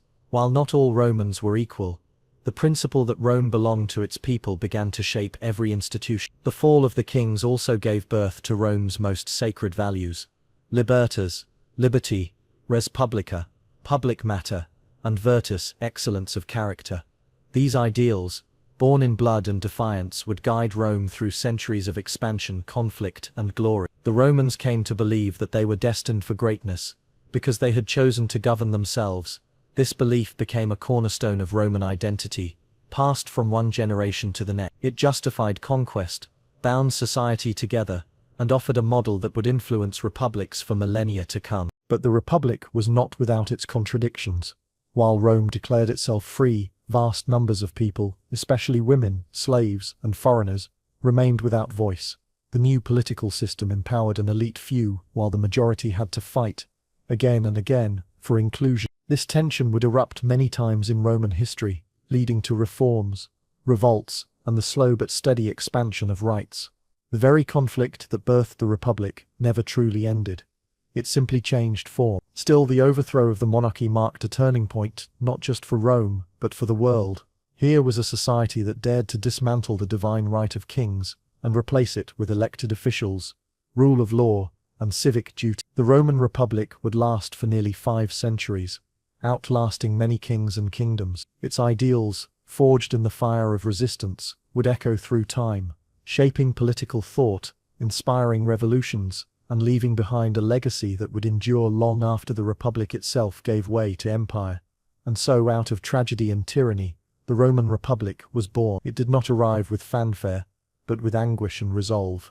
It rose not from perfect principles, but from a raw and desperate need for justice. The fall of the kings marked more than the end of an era.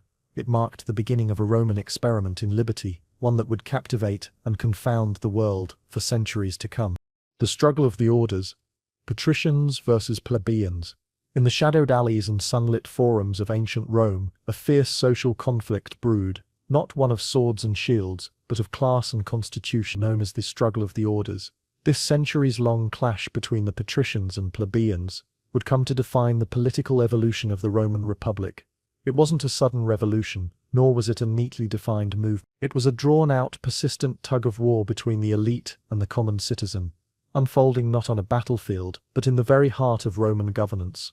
The Republic, often praised for its structure and civic virtue, was in fact built atop a foundation of deep inequality. And yet, through relentless resistance and strategic reform, the plebeians slowly carved out rights and representation, altering the very nature of Roman law and society. At the beginning of the Republic around 509 BCE, Rome had just shaken off the rule of kings. In their place rose the patricians, a privileged class claiming noble lineage, who swiftly filled the newly formed offices of power. These aristocrats held the consulships, controlled the Senate, interpreted religious law, and monopolized the priesthoods and political machinery. The plebeians, who made up the vast majority of the Roman population, found themselves excluded from meaningful power, despite their crucial role in Rome's economy and military. They were farmers, artisans, laborers, and soldiers, those who tilled the fields and filled the ranks of Rome's legion. Yet, legally, they were second-class citizens, without access to political office, protection under written law, or even the ability to intermarry with patricians.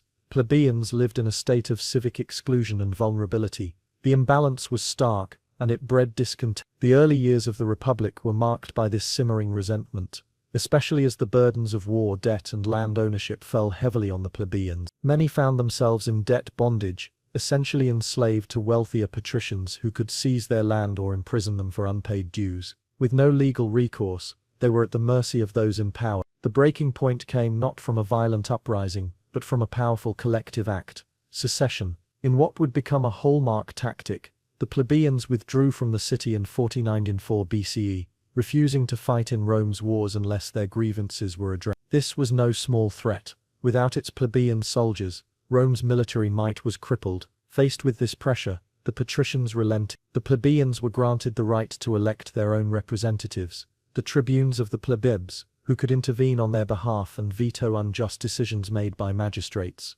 It was a breakthrough, but not a resolution. The creation of the tribunate marked the beginning of a long and gradual struggle for political equality. Over the next 2 centuries, the plebeians would push for and win incremental rights, often in the face of fierce patrician resistance. One of the earliest victories came in the form of the 12 Tables, Rome's first codified laws, written down in 45. Until then, the law had been oral and manipulable, wielded at the discretion of patrician magistrates. With the 12 Tables, the plebeians now had a fixed legal reference, a step toward transparency and fairness, but the laws themselves still favored the elite, and many inequalities persisted. The struggle continued. At times it was through political maneuvering, at others through renewed secessions and protests. In 4045 BCE, the plebeians achieved another critical gain, the repeal of a law that forbade intermarriage between patricians and plebeians. This wasn't merely a matter of romance, it was about legitimacy, inheritance, and social mobility. By opening the door to marital alliances, plebeians could slowly climb the social ladder and merge into the elite, though this often benefited wealthier plebeians more than the poor. Still, it was another crack in the wall of exclusivity that patricians had built around themselves.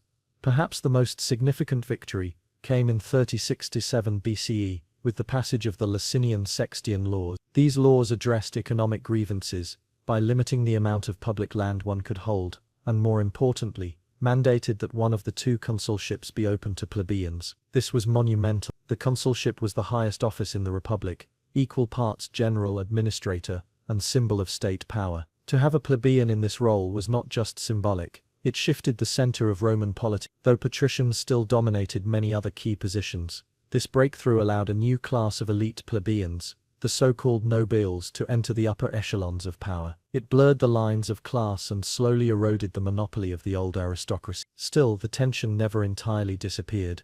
The struggle of the orders was not merely about who held office, but about the very nature of the Republic's balance of power. Each gain was hard-won, and new forms of exclusion would emerge in response to plebeian advance. Patricians formed alliances, changed procedures, and created offices like the censorship and praetorship to maintain influence. But the plebeians adapted. Over time they won access to all major magistracies, and in 2087 BCE, the passage of the Lex Hortensia marked a turning point. This law gave resolutions passed by the plebeian council, the assembly of plebs, the force of law for all Romans regardless of class. No longer would plebeian decisions require Senate approval, it was the legal culmination of their centuries-long fight for equal political voice. Yet by this point, something ironic had taken root. The success of the plebeians had created a new aristocracy, composed of wealthy plebeian and patrician families who increasingly shared interests. The gap between rich and poor remained, sometimes growing even wider, but the divide was no longer strictly along patrician-plebeian lines. The term nobles now described those few families, regardless of origin, who had members who had held the consulship. The Republic remained oligarchic in structure, even if the doors were now open to more participants. For the poorer plebeians, many of whom remained landless, the struggle for survival continued with little relief from the political gains of their wealthier peers. Even so, the struggle of the orders had a lasting legacy. It introduced powerful democratic principles into the Roman system. The right of veto, the idea of codified law, representative offices, and the assertion that all citizens should have a voice in government. These were revolutionary ideas in their time. They served as models for later republics and democratic systems. The plebeians didn't just change their status, they changed Rome. Through protest, negotiation, and endurance, they redefined what participation in a republic could mean. They didn't seek to destroy the state, they sought inclusion within it, and in doing so, they laid the groundwork for the Roman Republic's later expansion and complexity. What began as a desperate plea for relief from debt slavery evolved into a sustained movement for legal equality and political representation. The struggle of the orders showed that class conflict could be a driver of constitutional innovation, and that even in ancient times, collective action could alter the trajectory of a civilization. The Roman Republic was far from perfect.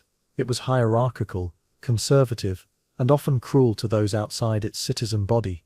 But within its borders, the plebeians proved that even the most entrenched systems could bend, slowly toward justice, when people refused to remain silent. Their story remains a testament to the power of persistence in the face of inequality, and a foundational chapter in the long human pursuit of civic dignity and political voice. The Punic Wars clash with Carthage. In the vast expanse of the ancient Mediterranean world, few rivalries were as fierce, as consequential, and as long-lasting as that between Rome and Carthage. These two mighty powers, one born from the rugged hills of central Italy and the other rooted in the wealthy harbours of North Africa, were destined to collide. Their clash, known to history as the Punic Wars, would span more than a century and reshape the political landscape of the ancient world. It was not merely a contest for territory, but a struggle for supremacy, ideology and survival. The Punic Wars were not a single event, but rather a trilogy of devastating conflicts that tested the endurance, ingenuity, and resilience of both nations. Rome, a rising republic, fueled by civic duty and expansionist ambition, found itself confronting Carthage, a maritime powerhouse rich from trade, strategically positioned on the coast of modern-day Tunisia. As each sought to extend its influence across the Mediterranean, confrontation became inevitable. The First Punic War erupted in 2064 BCE, over control of Sicily, a strategically vital island lying between the two great powers. What began as a local dispute between rival Sicilian cities quickly escalated into a full-scale war as Rome and Carthage were drawn into the fray. Carthage, with its superior naval tradition, dominated the seas, while Rome, primarily a land-based power, had to build a fleet from scratch. It was a remarkable feat of Roman determination and adaptability. Rome's citizens, unfamiliar with naval warfare, rapidly constructed ships, modeled after captured Carthaginian vessels, and trained crews through disciplined and relentless practice. The struggle for Sicily turned brutal, with costly sea battles, long sieges, and shifting fortunes. Rome's persistence eventually paid off. After 2 decades of warfare, Carthage, weakened by internal strife and mounting war expenses, sued for peace in 20. The treaty stripped Carthage of Sicily and imposed heavy reparations. For the Romans, it was a victory that demonstrated their growing power. For Carthage, it was a stinging humiliation, but not a final defeat. The uneasy peace that followed did little to resolve the underlying tension. Carthage, bruised but not broken, turned its ambitions toward the Iberian Peninsula, where it sought to rebuild its strength and expand its influence. It was here that a young Carthaginian general named Hannibal Barca would rise to prominence. Trained from childhood to hate Rome, Hannibal was a military prodigy, charismatic and daring, destined to become one of history's most legendary commanders. His march to war would ignite the Second Punic War in 2018 BCE, a conflict that would bring Rome to the brink of annihilation. Hannibal's audacious crossing of the Alps with a multinational army and a contingent of war elephants remains one of the most remarkable military maneuvers in history. Enduring treacherous terrain, freezing temperatures, and relentless attacks by local tribes, Hannibal emerged in northern Italy with his army battered but still formidable. What followed was a campaign of terror and brilliance. Hannibal's victories at the battles of Trebia, Lake Trasimene and most famously, Cannae, were crushing blows to Rome. At Cannae in 2016 BCE, Hannibal orchestrated a tactical masterpiece, encircling and destroying a Roman army, twice the size of his own. It was one of the bloodiest days in Roman military history, and panic gripped the Republic. Yet Rome refused to surrender. Instead it adapted. Rather than confronting Hannibal directly, the Roman strategy shifted to attrition, avoiding large-scale battles while harassing Carthaginian supply lines and focusing on other fronts. Roman commanders like Fabius Maximus, dubbed the Delayer, exemplified this approach, sacrificing immediate glory for long-term survival. Hannibal remained in Italy for over a decade, but he was never able to capture Rome itself. The tide slowly turned as Roman armies under General Scipio Africanus launched a daring campaign in Iberia, defeating Carthaginian forces and cutting off Hannibal's access to reinforcements. Then, in a bold move, Scipio invaded North Africa, forcing Carthage to recall Hannibal. At the Battle of Zama in 2020 BCE, the two military titans met at last. Scipio, using tactics learned from Hannibal himself, defeated the Carthaginian army and ended the war, The Second Punic War concluded with Carthage stripped of its empire, fleet, and much of its independence. Rome imposed a punitive treaty, effectively rendering Carthage a vassal state, yet Carthage, despite its losses, recovered once more, prospering through trade and internal reform. This resurgence alarmed many in Rome, especially the influential senator Cato the Elder, who ended every speech with the chilling refrain, Carthago delenda ist, Carthage must be destroyed. Fearful of Carthage's economic revival, and perhaps motivated by greed and vengeance, Rome sought a final reckoning. Thus began the Third Punic War in 149 BCE. Unlike the previous conflicts, this was less a war than a siege, a 3-year campaign to erase Carthage from the map. Despite overwhelming odds, the Carthaginians resisted fiercely. Men, women and even children took up arms in a last desperate defense of their city. The Romans, led by Scipio Aemilianus, laid siege, breached the walls, and engaged in brutal house-to-house fighting. The end came in 46 BCE. Carthage burned for days, and its population was slaughtered or sold into slavery. The once great city was razed, its lands cursed, and its name etched into history as a warning to Rome's enemies. The Punic Wars were over, but the cost had been enormous. Rome had emerged as the undisputed master of the Western Mediterranean, but it had been forged in blood and fire. The wars had tested Rome's political resilience, military ingenuity, and national character. They also marked a turning point, the beginning of Rome's transformation from a regional republic into a global empire. The destruction of Carthage sent a message to the ancient world.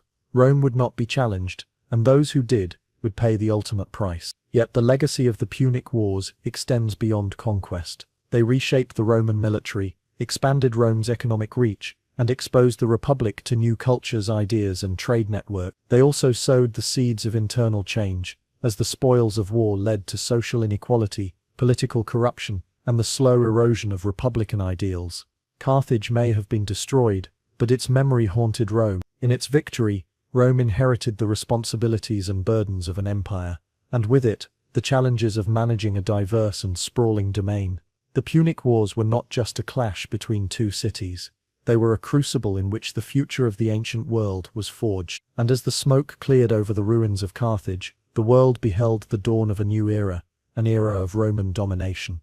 In the aftermath of the Punic Wars, Rome stood triumphant, but not unchanged. The decades of conflict had hardened its people, reshaped its political structures, and deepened its appetite for expansion. With Carthage annihilated, there were no more rivals in the Western Mediterranean. The sea that once teemed with Carthaginian ships was now a Roman lake, Mare Nostrum as they came to call it.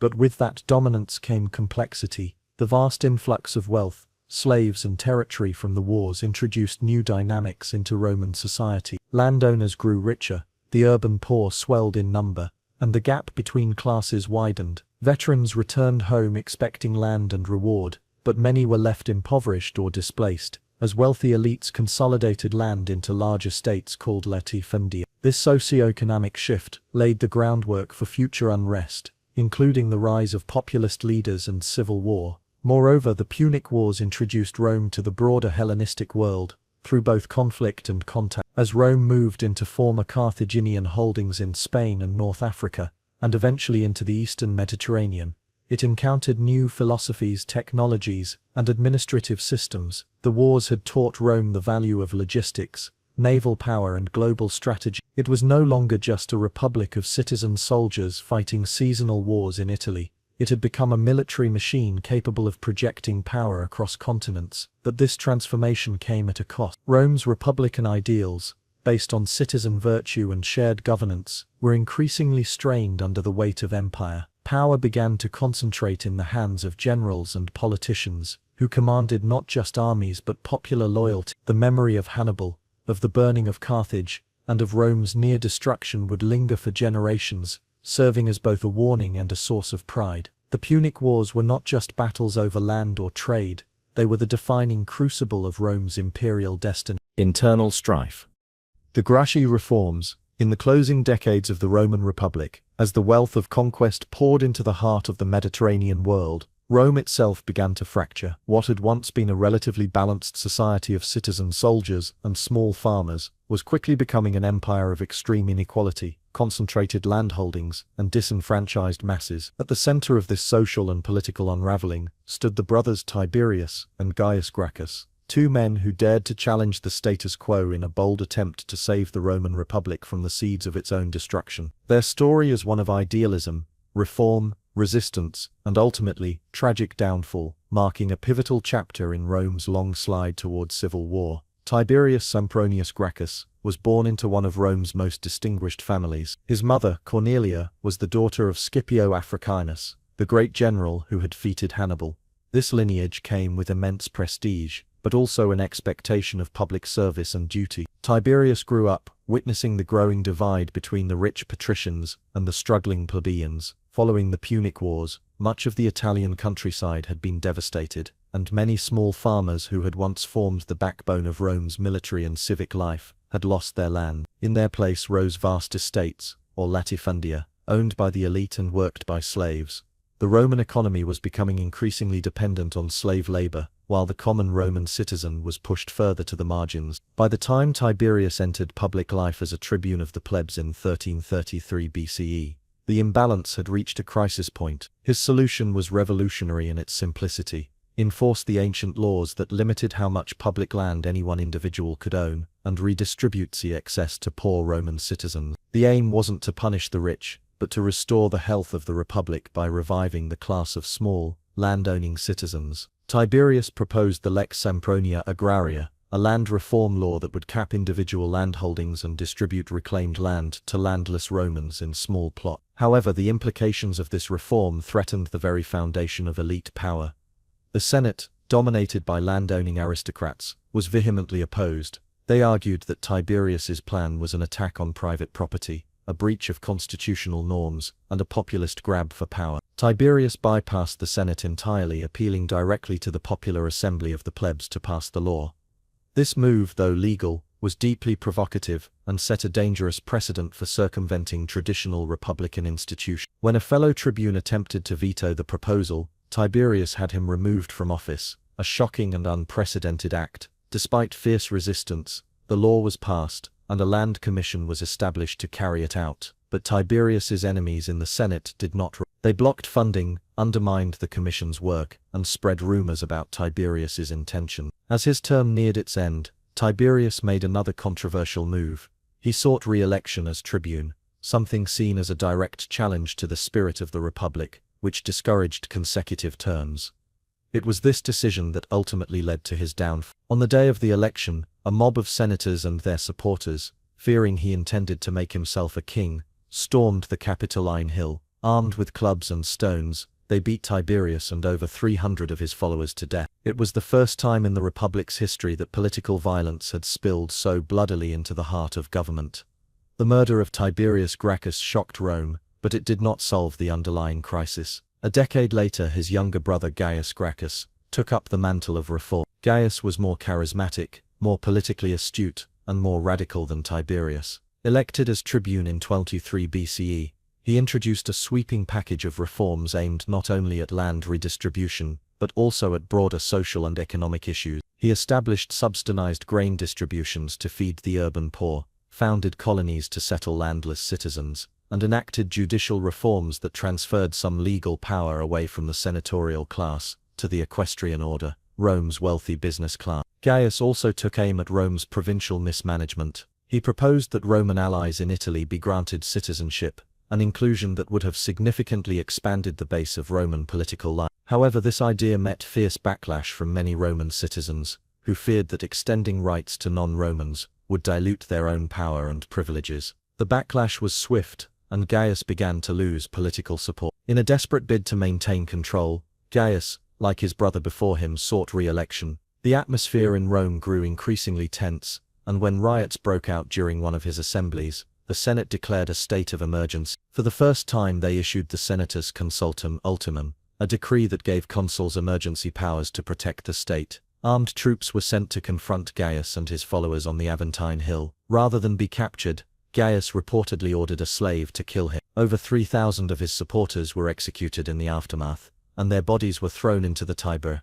The deaths of the Gracchi marked a turning point in Roman politics. No longer would political disputes be resolved solely through debate and legal channels. Violence had entered the political arena as a legitimate tool. The Senate's willingness to kill its opponents rather than compromise set a dark precedent that would be repeated many times in the decades to come. Moreover, the deep social inequalities that the Gracchi had tried to address did not disappear. Their reforms had only partially succeeded, and the resentment of the poor, the ambition of military generals, and the decay of republican ideals continued to fester. In the years following the Gracchi, Rome would see the rise of figures like Marius, Sulla, Pompey, and Julius Caesar, each of whom would exploit the tensions that the Gracchi had exposed. Land reform remained a central issue, and the idea of appealing directly to the people became a powerful political weapon. The Gracchi had introduced a new kind of populism to Roman politics, one that bypassed traditional elites and appealed directly to the masses. It was a strategy that would later be used to destroy the Republic entirely. Yet despite their failure, the Gracchi were remembered by many as martyrs. Later historians and political thinkers, especially during the Renaissance and Enlightenment, saw them as early champions of justice and equality. Their willingness to risk everything for what they believed was the common good stood in stark contrast to the greed and corruption of their opponents. Even the Roman people, in time, came to venerate their memory. Statues of the brothers were eventually erected, and their land laws were partially revived in later years. What makes the story of the Gracchi so poignant is that they genuinely believed the Republic could be saved. They were not revolutionaries seeking to destroy the system, but reformers trying to preserve it. Their tragedy lay in the fact that the very system they hoped to mend had already begun to unravel. The concentration of wealth and land in the hands of the few, the erosion of civic virtue, and the decline of traditional institutions created an environment in which meaningful reform became nearly impossible. In that sense, the Gracchi were not the cause of the Republic's downfall, but one of its last cries for help. The legacy of the Gracchi brothers lives on, not only in the history of Rome, but in the broader narrative of reform and resistance throughout human civilization. Their story is echoed in every society that has grappled with inequality, in every political movement that has dared to challenge entrenched power, and in every generation that has sought to bring justice to systems that seem immune to change. In their courage, their passion, and their tragic fate, the Gracchi brothers remain enduring symbols of both the promise and the peril of political idealism. Spartacus and the Slave Rebellion. In the heart of the Roman Republic, where power was built on the backs of the enslaved and luxury was enjoyed by the few, a man rose from the chains of bondage to shake the foundations of an empire. His name was Spartacus, a Thracian warrior turned gladiator, whose name would echo through the centuries as a symbol of defiance and rebellion. The story of Spartacus is not just one of war or bloodshed, but of the yearning for freedom, the refusal to bow to tyranny, and the incredible strength of the human spirit when pushed to the brink. It begins not with a throne but in the dust and sweat of a gladiator's barracks, where men were trained like beasts, sold like cattle, and killed for the amusement of Roman crowds. Spartacus had once served as a soldier, possibly even a Roman auxiliary, but he was captured and enslaved, eventually ending up in the gladiator school of Lentulus Batatius in Capua. Life for a gladiator was brutal and short. Though admired in the arena, these men were prisoners with swords, forced to fight for survival and spectacle, but Spartacus, along with a small group of fellow gladiators, saw beyond the walls of their prison. In 73 BCE, armed with kitchen utensils and stolen weapons, they broke free. What began as a desperate escape turned into something far more, a movement that would ignite the largest slave rebellion Rome had ever known. The escapees quickly grew in number. Other slaves, drawn by the hope of liberation and the charisma of Spartacus, flocked to the rebel cause. Spartacus was elected leader, not by birthright, but by merit. He was a man who commanded loyalty, not through fear, but through courage and a deep sense of justice. Under his leadership, the rebellion transformed into a guerrilla army. The slaves, once dispersed and untrained, became an organized force capable of defeating Roman legions. In a series of surprising victories, they shattered the assumption that slaves could not challenge Rome. They overran towns, plundered Roman estates, and freed thousands of others from bondage. Despite being a military superpower, the Roman Republic underestimated the rebels. Rome initially dispatched poorly led militia to crush the revolt,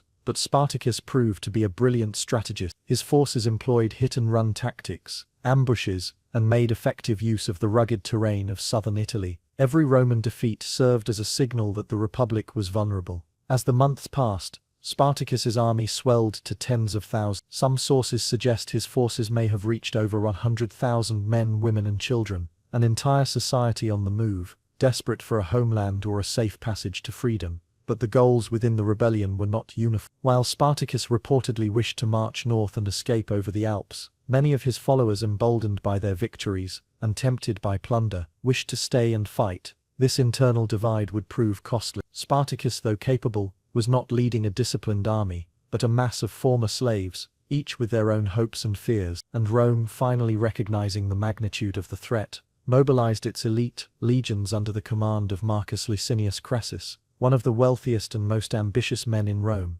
Crassus was brutal and calculating. To instill discipline in his own men, he revived the ancient and horrifying punishment of decimation, killing 1 in every 10 soldiers of a cohort that had shown cowardice. He poured resources into the war effort and built fortifications to trap the rebel army in the southern tip of Italy. Spartacus, unwilling to be cornered, made desperate attempts to break through Roman lines. In one legendary move, he reportedly tried to sail to Sicily to spark another uprising, but betrayal and bad weather thwarted that plan. By 71 BCE, the rebellion was faltering. Spartacus's forces, worn down by hunger, exhaustion, and the relentless pressure of Crassus's legions, were forced into open battle. The final confrontation took place near the river Silarus. Spartacus, refusing to flee, fought bravely, even charging directly at Crassus in the midst of the chaos. He was killed in battle, his body never found, perhaps fitting for a man who became a legend. In the aftermath, over 6,000 captured rebels were crucified along the Appian Way,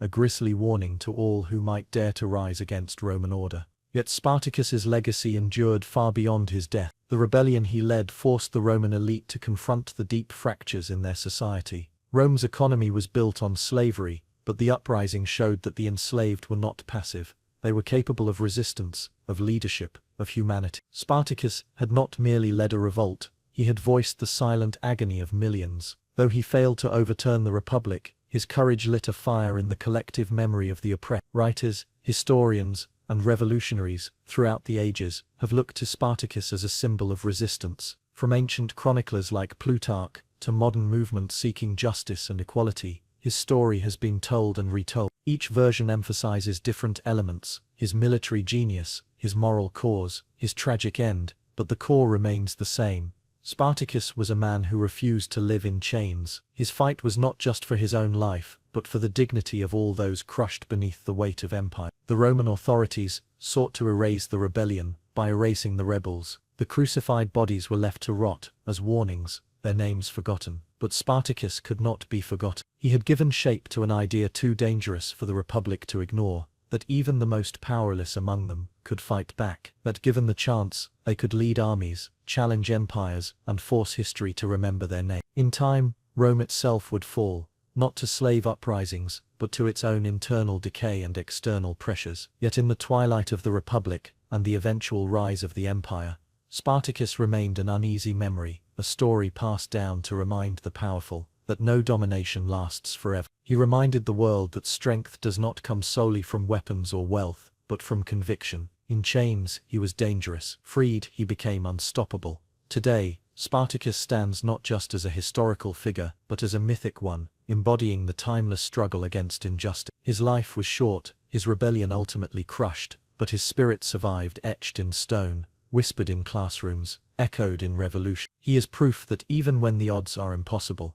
and the enemy overwhelming, the human desire for freedom can still rise, defiant and undaunted, like a spark in the dark, daring to become a flame. Even centuries later, Spartacus remains a symbol that transcends time, culture, and geography. His story has been invoked by revolutionaries, labor movements, and civil rights leaders as a testament to the indomitable will of the oppressed. Artists, playwrights, and filmmakers have all reimagined his tale, each time reawakening his defiance in the hearts of new generations. His struggle has become a universal metaphor for resistance against systemic cruelty, and a reminder that freedom, once tasted, becomes a fire that cannot be easily extinguished. Though the Roman world tried to bury his memory beneath crucifixions and silence, Spartacus endures because he represents more than a single uprising. He is the embodiment of a truth as old as history itself, that the oppressed, however broken, still dream of liberation. His life was forged in violence, his end in blood, but his legacy lives in the unyielding cry for justice. Whether on ancient battlegrounds or in modern streets, Spartacus lives on in every soul that dares to rise and say,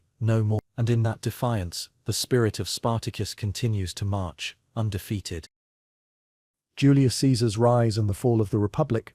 In the final centuries of the Roman Republic, the world stood on the edge of immense transformation. What had begun as a modest city-state with a republican form of government was steadily evolving into a powerful empire, and at the center of this momentous shift was a single man whose ambition, charisma, and genius would leave a permanent imprint on history: Gaius Julius Caesar. His ascent was not merely the tale of personal triumph, but the harbinger of a much larger collapse, the end of republican Rome, and the rise of autocratic rule. His story begins in 100 BCE, born into the patrician Julia family, noble in name but not particularly powerful in wealth or influence. Yet from an early age, Caesar displayed a unique blend of ambition and political instinct. It was this combination that would enable him to rise through the ranks of Roman society, and ultimately shatter the very institutions that had held the Republic together for centuries. Caesar's youth was shaped by chaos and political violence. Rome was gripped by instability, class conflict, and the aftershocks of military expansion. The Republic had conquered much of the Mediterranean, but its political framework remained ill-equipped to govern such a vast and diverse realm. Senators enriched themselves through corruption, while the urban poor suffered in growing poverty. Generals gained more loyalty from their troops than the Senate ever could, setting the stage for individuals like Caesar to rise not through the old republican norms, but through force, popularity, and strategic alliances. It was in this fractured environment that Caesar began his career. Initially serving as a military officer, he soon entered public life as a prosecutor and political advocate, aligning himself with the Populares, a political faction that championed the rights of the common people over the elite. As he rose through the cursus honorum, the traditional ladder of Roman political offices, Caesar distinguished himself through cunning rhetoric, lavish public games, and a magnetic presence that won him both admiration and enmity. His debts mounted rapidly, as he borrowed heavily to fund public spectacles and secure votes, but he understood the power of spectacle in Roman politics. To many he seemed reckless, yet it was precisely this boldness that made him such a formidable figure. Caesar's alliance with Pompey the Great and Marcus Licinius Crassus in the First Triumvirate was a masterstroke of political engineering. Crassus, the richest man in Rome, provided financial muscle. Pompey, a celebrated general, brought military prestige. Caesar, the ambitious rising star, added popular support and political energy. Together they effectively controlled Roman politics, circumventing the Senate and dominating the Republic. This alliance allowed Caesar to secure a 5-year command in Gaul, a turning point in his life and the history of Rome. Over the course of nearly a decade, Caesar led a series of brilliant and brutal campaigns across Gaul, subduing tribes, expanding Rome's borders, and amassing an army deeply loyal to him. These victories did more than just enhance his reputation. They gave him the real power that only military success can confer. In Rome, fear of Caesar grew. The Senate, now dominated by Pompey and Caesar's enemies, demanded he relinquish his command and return to the city without his army. To comply would have meant arrest, exile, or worse, but Caesar, aware of what was at stake, made a fateful choice. In 49 BCE he crossed the Rubicon River with his legions, a direct violation of Roman law, and an unmistakable declaration of civil war. "The die is cast," he is said to have uttered. The Rubicon crossing was not merely a physical act, but a symbolic one. There could be no turning back. Caesar's march on Rome forced Pompey and the Senate to flee. Over the next few years, Caesar fought and defeated his rivals across the Roman world, from Spain to Greece, to Egypt. Each victory further consolidated his position, but at great cost to the Republic's institution. In Egypt, his entanglement with Queen Cleopatra II produced both political gain and a son, Caesarion.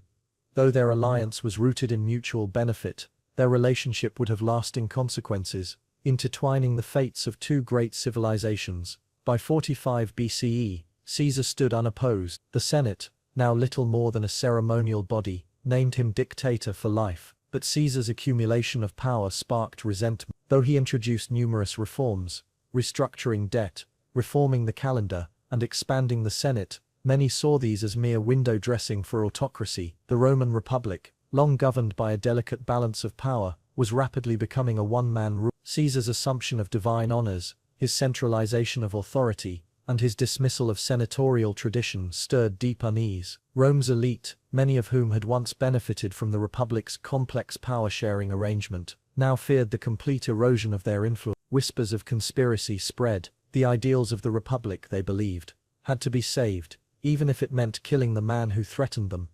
On the Ides of March 44 BCE, Julius Caesar was assassinated by a group of senators, including his close associate Brutus. They stabbed him 23 times in the Senate chambers, hoping that his death would restore the Republic, but their act had the opposite effect. Far from saving Rome, the assassination plunged the state into further chaos. Civil war erupted once again, as Caesar's supporters, including his adopted heir Octavian and his trusted lieutenant Mark Antony, clashed with the conspirators. The dream of restoring the Republic quickly faded. Caesar's legacy, already etched in stone and memory, now loomed even larger in death. The death of Caesar did not bring about a revival of the old Republican order. Instead, it shattered what little remained of Rome's fragile balance. The conspirators, calling themselves the liberators, miscalculated the public's reaction. Caesar, though feared by the elite, was beloved by many ordinary Romans. He had cancelled debts, granted land, and fed the masses. His funeral, orchestrated by Mark Antony, became a turning point. Standing before a crowd, seething with grief and anger, Antony delivered a stirring oration that turned public sentiment decisively against the assassins. He read Caesar's will aloud, revealing generous bequests to the people of Rome, and displayed the blood-soaked toga of the fallen leader. Riots broke out, the city burned, the Republic, once again, was at the edge of a knife. In the power vacuum that followed, a new struggle began, not between republicans and monarchists, but among those who would claim Caesar's legacy. Chief among them was Gaius Octavius, later known as Augustus, Caesar's grandnephew and adopted son. Young, seemingly inexperienced, Octavian was initially underestimated, but he possessed his adoptive father's cunning and determination. Aligning himself with Antony and another powerful general, Lepidus, the three formed the Second Triumvirate, not a legal or traditional government, but an emergency dictatorship. With brutal efficiency, they purged their enemies in a wave of proscription. Cicero, once Rome's greatest orator and a staunch defender of the Republic, was among the victims. His head and hands were nailed to the rostra in the Forum, a grim message that resistance would not be tolerated. The triumvirs turned their gaze toward the east, where Brutus and Cassius, Caesar's killers, had assembled their own forces. In 42 BCE at the Battle of Philippi, the fate of the Republic was sealed. Brutus and Cassius were defeated, and took their own lives. With the last champions of the old order dead, the conflict became one not of principle, but of personal ambition. The alliance between Octavian and Antony began to fray. Lepidus was swiftly marginalized. Antony, drawn to the east and enraptured by Cleopatra, grew increasingly disconnected from Roman politics. Octavian, ever calculating, capitalized on this. He portrayed Antony as a traitor, seduced by a foreign queen, willing to place Rome under Egyptian rule. The propaganda was relentless and effective. Rome, still clinging to the illusion of republican virtue, turned against Antony. In 31 BCE, the two rivals met in a final confrontation at the Battle of Actium. Octavian's forces prevailed. Antony and Cleopatra fled to Egypt, where a year later, they both died by suicide. With their deaths, Octavian stood alone. The Republic, though still preserved in name, was functionally over. The Senate bestowed upon him the title, Augustus, in 27 BCE, marking the beginning of the Roman Empire. Augustus, careful not to repeat Caesar's mistake of appearing too autocratic, cloaked his power in tradition. He preserved the outward forms of the Republic, consuls, tribunes, and Senate sessions, but all real authority now flowed through him. He was princeps or first citizen, and imperator of Rome's armies. The Republic, after nearly 5 centuries, had fallen not through sudden destruction, but through a gradual, almost imperceptible transformation. The fall of the Republic was not inevitable, but it was rooted in deep structural flaws. The rapid expansion of Rome's territories strained its political institutions. The Senate, designed to govern a city-state, could not manage a vast empire. Corruption, inequality, and civil unrest had long plagued the Republic. Ambitious generals exploited these weaknesses, winning loyalty through personal patronage rather than institutional allegiance. Caesar was the most successful of these, but he was not the first. Marius, Sulla, and Pompey had all walked similar paths. What made Caesar different was his ability to command not just armies, but hearts and minds. He understood that legitimacy in Rome came not from law alone, but from spectacle, symbolism, and control of narrative. His assassination, rather than restoring balance, laid bare the truth. The Republic was already dying. Caesar's rise merely hastened its end. And yet, Julius Caesar remains a figure of contradiction. He was a populist and a tyrant, a reformer and a usurper, a man of vision and vanity. His military genius reshaped the map of Europe. His political instincts reshaped Rome itself. To his supporters, he was a god among men, the father of a new order. To his enemies, he was a destroyer of traditions, a threat to liberty. His life raises eternal questions about power, loyalty, and governance. Can a system designed to prevent tyranny survive in the face of extreme ambition? Is it possible to reform a corrupt order without seizing absolute control? Caesar's story, though rooted in antiquity, continues to echo in every age where republics tremble and strongmen rise. With Augustus firmly in control and the Republic consigned to memory, Rome entered a new era, the Principate, ruled by emperors who owed their position not to senatorial election, but to inheritance, military might, or both. But even as emperors claimed legitimacy from the Senate or the people, they knew the truth. Their power, like Caesar's, flowed from the legions and the loyalty of the masses. The institutions of the Republic remained as ritual, theatre, and tradition, but never again would they hold true authority. The irony is that Caesar, who so admired the history and values of Rome, ended up dismantling its most sacred political foundation. In death he was deified, worshipped as Divus Julius, the first Roman to be officially recognized as a god. Temples were raised, festivals celebrated his name, and his adopted son, now Augustus, ensured that his legacy was immortalized as the cornerstone of a new Rome. The Senate, once the proud guardian of Roman liberty, was reduced to a ceremonial body, flattering emperors and enacting decisions already made. The dream of shared governance died with Caesar, and what followed was an imperial system that, for all its grandeur, would eventually suffer from the same internal rot that plagued the Republic. Tyrants, coups, assassinations and corruption continued, only now under the gilded mask of empire. And yet, many Romans, tired of chaos and bloodshed, welcomed the order and stability brought by Augustus. The Republic had given them war, division, and uncertainty. The empire gave them peace, Pax Romana, roads, laws and prosperity. It is this tragic trade-off that makes Caesar's rise so compelling.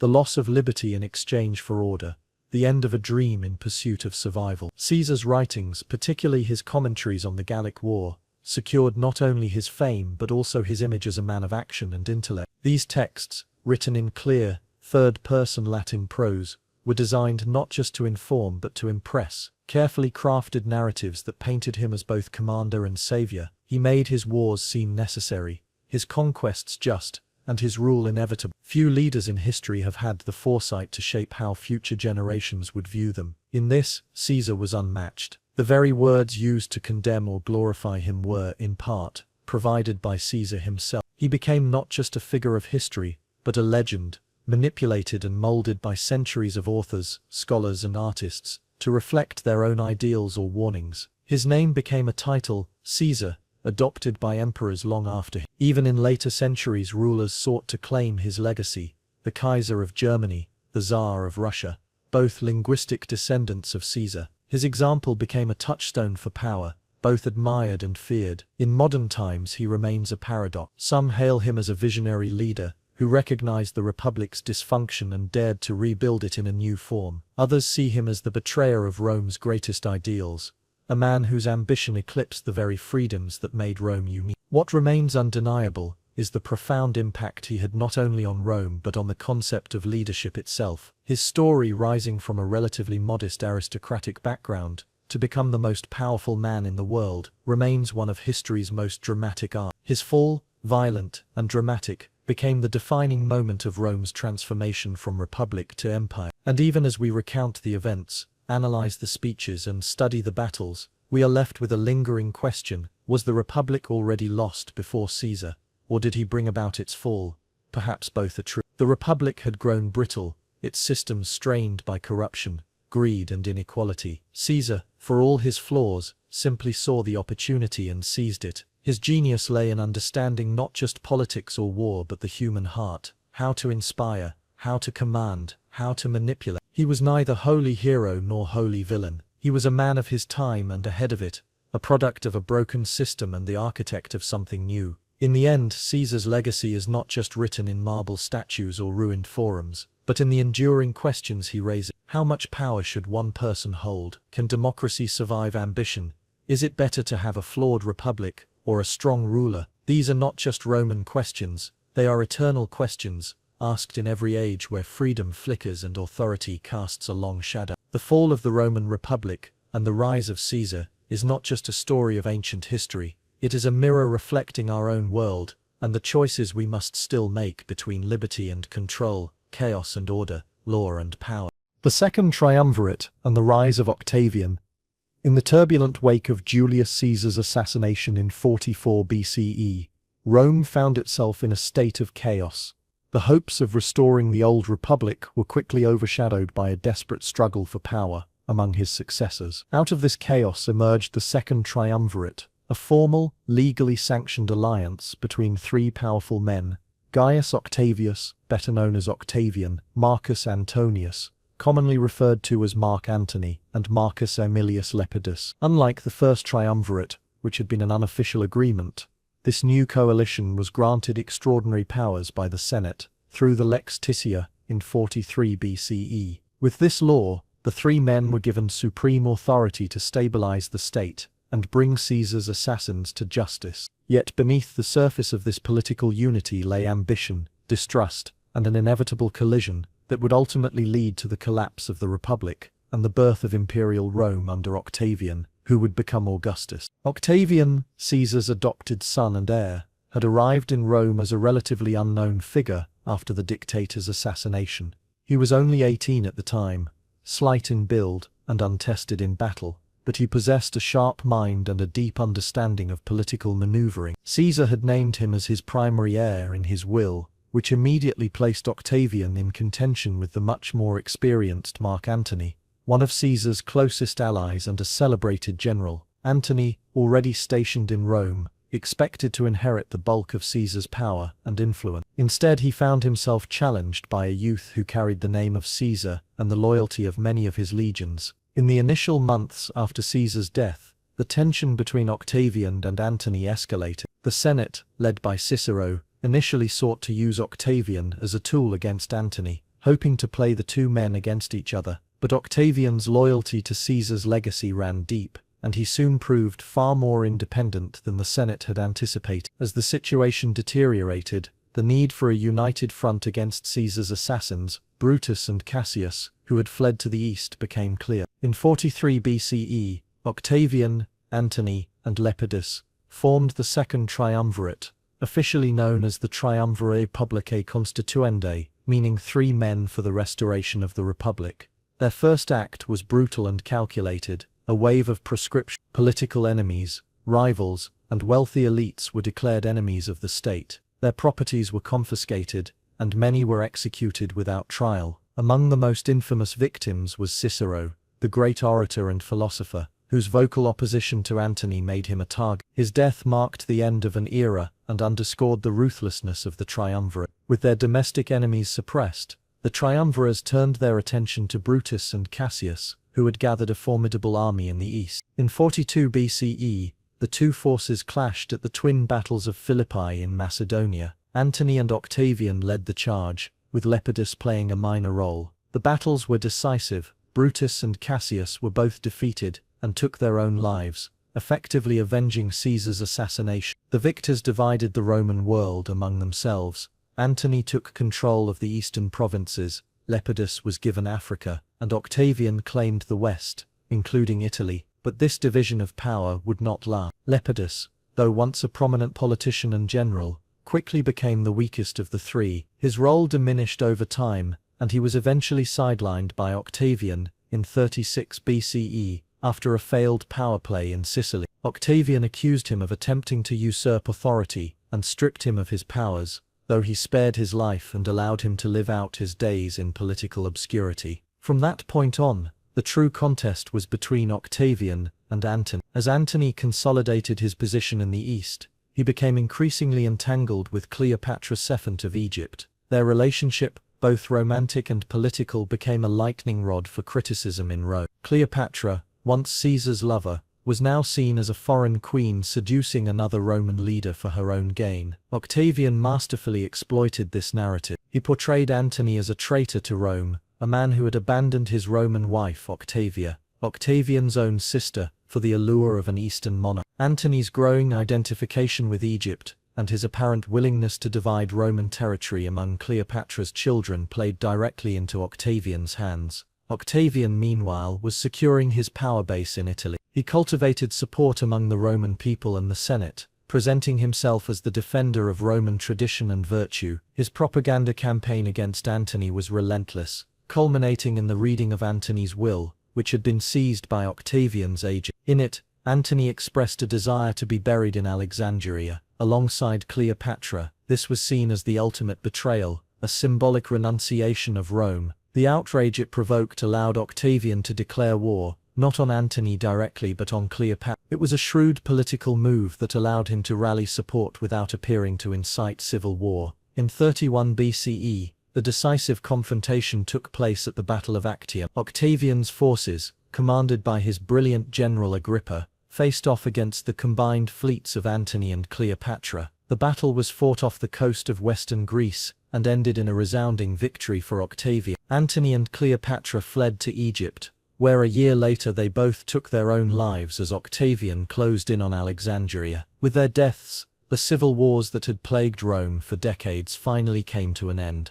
Octavian returned to Rome as the unrivaled master of the Roman world, but rather than declare himself dictator or king, titles that had doomed Caesar, he played a subtler game. In 27 BCE, he formally offered to relinquish his extraordinary powers to the Senate. In return, the Senate granted him new titles, most notably Augustus, meaning the revered one. He was also named Princeps, or First Citizen, a title that masked his authority behind a veil of republican tradition. Thus the Roman Republic was not officially abolished, but hollowed out from within. Augustus held the real power, and the institutions of the Republic became tools of imperial administration. The rise of Octavian was a masterclass in political strategy, manipulation and patience. He had begun as an untested teenager, with little more than a famous name. Through careful alliances, brutal pragmatism, and unmatched propaganda, he eliminated his rivals, one by one. His reign marked the beginning of the Roman Empire, and ushered in a period of relative peace, known as the Pax Romana, which would last for over 2 centuries. Yet the transformation of Rome under Octavian was not merely political. He embarked on vast building projects to beautify the city and glorify his rule, famously claiming that he had found Rome a city of brick and left it a city of marble. He reformed the military, established a standing army with pensions, and created a bureaucracy to manage the empire's vast territory. His control over religion, through the role of Pontifex Maximus, and his patronage of the arts and literature, supporting figures like Virgil, Horace, and Livy, helped to reshape Roman identity around the idea of imperial destiny and Augustan virtue. The legacy of the Second Triumvirate was thus a paradox. It had been formed to restore the Republic, but it ended up sealing its fate. In its place rose a new system, one that would rule the Mediterranean world for centuries to come. The story of Octavian's ascent is not just one of military conquest or political rivalry. It is the story of a transformation, a metamorphosis, from chaos to order, from republic to empire, from Caesar's shadow to Augustus's golden light. The age of emperors had begun, and with it, the longest and most enduring phase of Roman history. Augustus and the birth of the Roman Empire. In the aftermath of the Roman Republic's final convulsions, amid the smoking ruins of civil war and the political chaos that followed Julius Caesar's assassination, a new figure emerged, young, seemingly unassuming, but destined to change the course of history. Gaius Octavius, better known as Octavian, and eventually as Augustus, would rise from relative obscurity to become the first emperor of Rome. His story is not just one of military victory or political maneuvering. It is the tale of how a shrewd and calculating leader carefully transformed a collapsing republic into one of the greatest empires the world has ever seen. The birth of the Roman Empire did not come through a thunderous declaration or a violent coup. It emerged subtly, steadily, under the careful hands of a man who understood that real power lies not just in command, but in perception. Octavian was only 18 when he learned that he had been adopted posthumously, in the will of his great-uncle, Julius Caesar. This adoption gave him not only a famous name, but also a powerful claim to legitimacy. At first few took him seriously.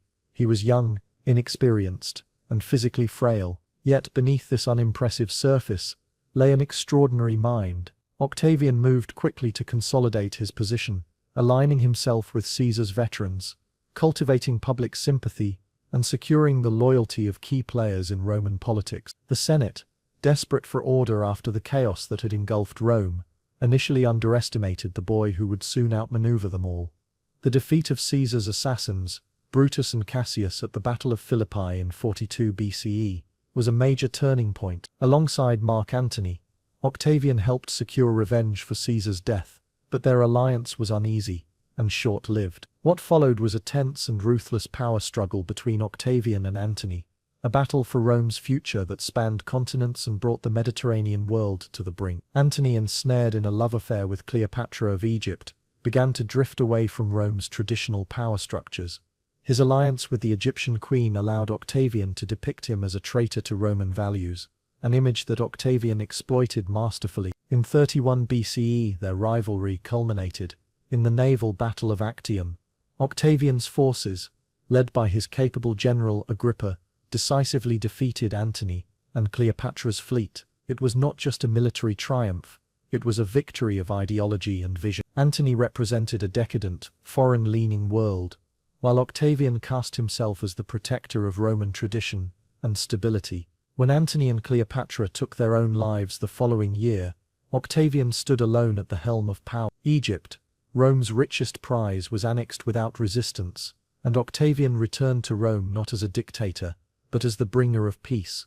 Yet Octavian was too intelligent to repeat the mistakes of Julius Caesar. He understood the dangers of overt power. Caesar's assassination had been, in part, the result of his naked accumulation of authority and disregard for senatorial tradition. Octavian took a different route. In 27 BCE, he formally restored the Republic, offering to relinquish his powers back to the Senate. It was a brilliant act of political theatre. In response, the Senate granted him unprecedented powers and a new title, Augustus, meaning the revered one. This was the beginning of the Roman Empire, not by revolution or fiat, but by consensus and careful manipulation of old forms. Augustus maintained the appearance of republican governance, while holding the real levers of control. He retained lifelong control of the military through the title of Imperator, became the leading authority in religious affairs, and controlled most of the provinces through his proconsular powers. His position as princeps, or first citizen, symbolized his modesty, but in truth, it masked an imperial dominance that was total. He built a regime that was autocratic in function, but cloaked in the language of republicanism, allowing traditional institutions like the Senate to persist, albeit in a diminished role. It was a masterclass in soft authoritarianism. One of Augustus's greatest achievements was the establishment of a durable and relatively stable government. After decades of civil war, Augustus brought peace, Pax Romana, a period of relative tranquility and order that lasted over 2 centuries. He reorganized the Roman army, instituting a standing military force that answered directly to him. He implemented sweeping administrative reforms, standardizing tax collection, and improving provincial governance. His legal reforms streamlined Rome's complex and often contradictory laws. Under his guidance, Rome became more than just a city-state with far-flung holdings. It transformed into a centralized, bureaucratically governed empire.